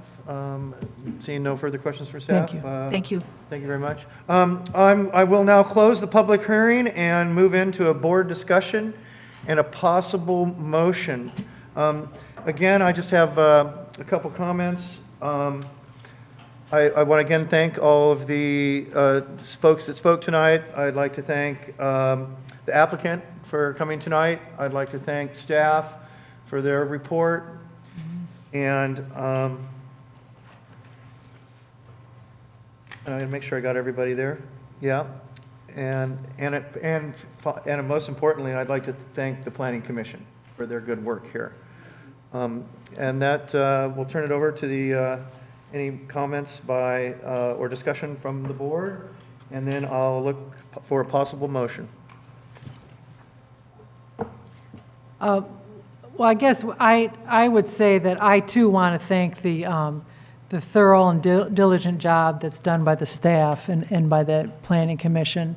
I was very impressed as I read through this big stack of technical things that I'm learning as I go along of how thorough our comprehensive plan is. And I think that one of the things that makes Oregon so special is that it allows communities to have a voice in their community, in how their community is determined. I think from what I have read, and I've gotten into it at different times, the comprehensive plan is excellent, and it makes a lot of sense, and it seems like it's had a lot of thought behind it. And I am very hesitant to change the comprehensive plan. I just am. So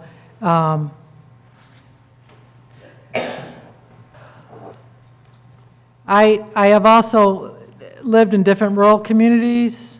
I have seen the results of deep discounted large stores and what that's done to communities in Michigan and in New Mexico, and also here. I think that this type of dynamic has been going on for quite a while, and I think it's not. I think there is a lot of data behind what happens when this type of situation comes into smaller communities, and I think there's a reason why, and I think that's been shown in many different areas. So I, for one, would vote to deny the change in the comprehensive plan and also deny this applicant. I concur with the Planning Commission and the staff on this one. Thank you. Do you want to make Do I make the motion? I have some comments. Oh, great. I do believe in healthy competition, and I believe that it's good for people to have choices when it comes to choosing goods. I too honor our comprehensive plans, and comprehensive plans do need to change. And there is a process for this, and it's a very arduous process, but they do need to be updated. But being a planning commissioner for 25 years, I know how deeply they dive into these issues. I know that these are difficult choices, and when you have a planning commission who is unanimous in denial and supports it with our staff and their comments so thoroughly, I too have to say I would deny it. Great. So do I? Yeah, go. Is there? There's a recommended So motion on my, the back page, right here. one question I had about this is there seems to be two actions here. One is amending the comprehensive plan, and one is the applicant's ask. And does this the recommended motion, does that address both of them? Yes. Okay. I believe so. It says here, yeah, denies the comprehensive plan amendment and conditional use applications. Okay, so this ordinance was just in case it went one way or the other, correct? Yes. Okay, that's what my point of confusion then. Yes, Okay. the ordinance is just there in case that it does go forward so that you can see what it would look like. Okay, what all we right. would be doing. All right, thank you. Appreciate that. So I move to deny the application by cross-development for a comprehensive plan amendment and to adopt the findings and conclusions set forth in the staff report dated August 31st, 2018, and recommended by the Planning Commission at its September 11th, 2018 hearing, including all code interpretations set forth in the report and based on the testimony and evidence presented in the record. Second. We have a motion to second to deny the application by cross-development for a comprehensive plan amendment and adopt the findings and conclusions set forth in the staff report dated August 31st, 2018, and recommend by the Planning Commission at September 11th, 2018 hearing, including all code interpretations set forth in the report and based on the testimony and evidence presented in the record. Is there any further deliberations? Seeing no further deliberations, all those in favor? Aye. Aye. Opposed? Motion carries. Thank you. Next item of business is the commissioner reports. Commissioner Nebaker. The only thing I have to report is I attended the Gearhart City Council meeting for the presentation by Paul Williams, and Monica Steele was there. I participated with comments in the presentation for the jail bond. And it was, I thought, a good presentation, and I hope that the jail bond will be passed. That's what I have. Commissioner Sullivan? I'm looking for something. I bet I don't find it.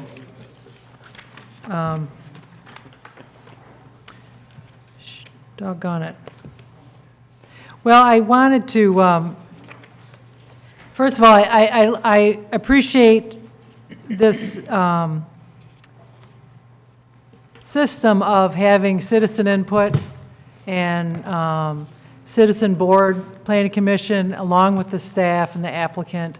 I think we're very fortunate to be in an area that is so committed to process. I think that's very important. And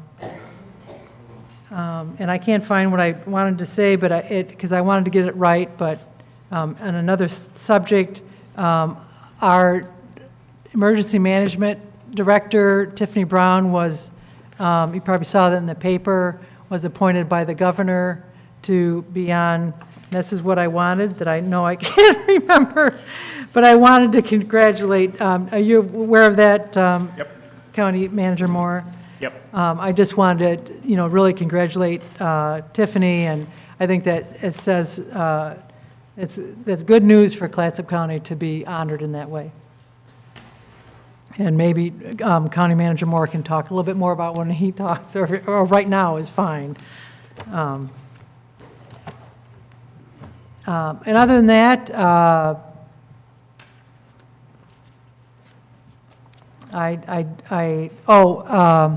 in the minutes that went through the consent calendar, there was a mention of we were going to do a resolution against Measure 105. Where is that? A resolution against Measure 105? Well, I don't know if it was resolution or a letter. We had brought that up, we and had talked about it, but I didn't really move aggressively forward on that, and I apologize. I'm against Measure 105, and I'm looking at the calendar right now, considering that's, we could talk about maybe making a statement at the next meeting. That's closer to the election day. Okay, Yeah. okay. Yeah, maybe draft something to circulate among the commissioners before the meeting. I'm apologize. I wanted to get something put together, and I forgot about it. I've been really busy lately, so I'm glad you brought that up. Okay. I think it's something that it would be of value for the board to speak to, and something that I brought up with you. Oh, well, thank you. And one more thing about the elections is that we previously, earlier on, we budgeted money for the off-year election pamphlet, and I think it was pretty well agreed upon in this board that we wanted to go ahead with that, but I don't think we've gotten anything written up to have as part of the policy, and I would like to see us move ahead with that. Yeah, no, it is something that we will plan to do until directed not to do it, I guess, by the commissioners. And that's how the original break in having the voter pamphlets came about. It was a decision by the commissioners a number of years ago, and this board has said, no, we'd like to have those voter pamphlets reinstated in the off-year elections. Mhm. We do them in all the big elections. So the first one coming up will be next year in 2019.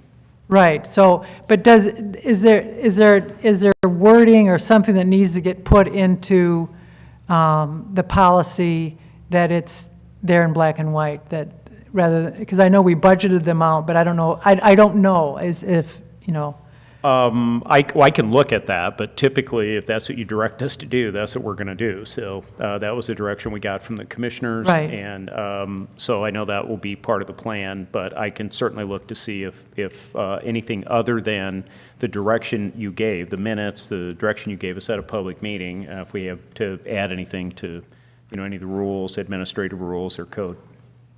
okay, so but you know what I'm saying, that Yeah. it's probably in there someplace that we cover this, and I just would like to make, because that was a decision made by this board, so.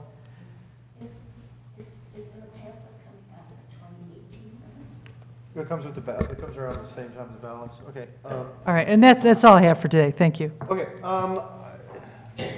The only thing I have to report on is a couple things. We have the Northwest Oregon Housing Authority, the independent investigation of Executive Director Johnson. Executive Director Johnson was given a vote of full confidence by the board, and as chair of the board of NOAA, the board unanimously supports the executive director and refutes the allegations that were made against him. You can, if you want to read more about it, it's in the newspaper. And the other item I have is today is October 10th, and the last day to register to vote is October 16th.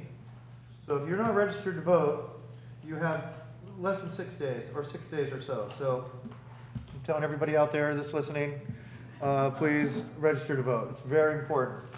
And that's all I have. And county manager's report, please.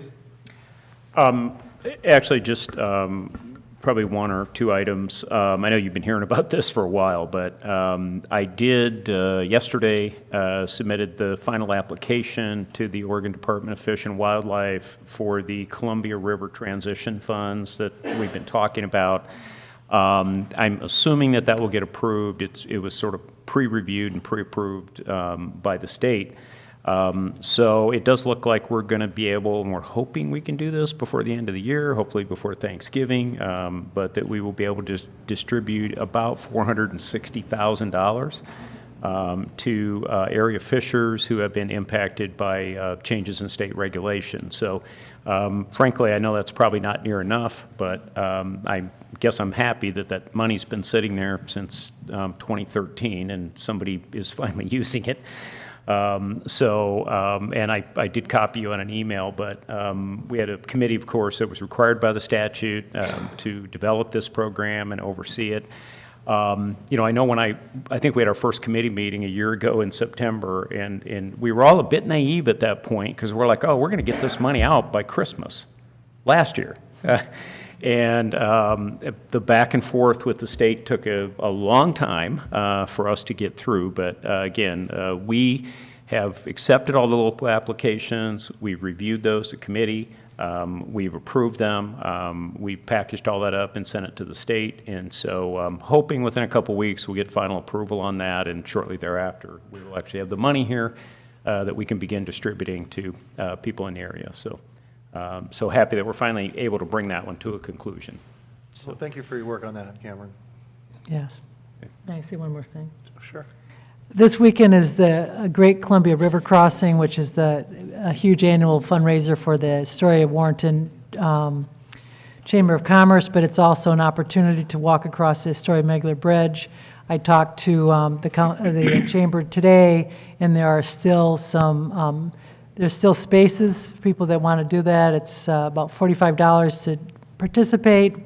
If you want the T-shirt, it's another $15, so it's $60. But it's kind of a fun thing. I've done it before, and so that's a pretty big community event. So I just wanted to remind people that if they're interested, they have to go to the chamber or they can do it online to apply or register. I guess it is. Cameron, did you have anything else? No. All right, meeting's adjourned. Have a good night, everybody.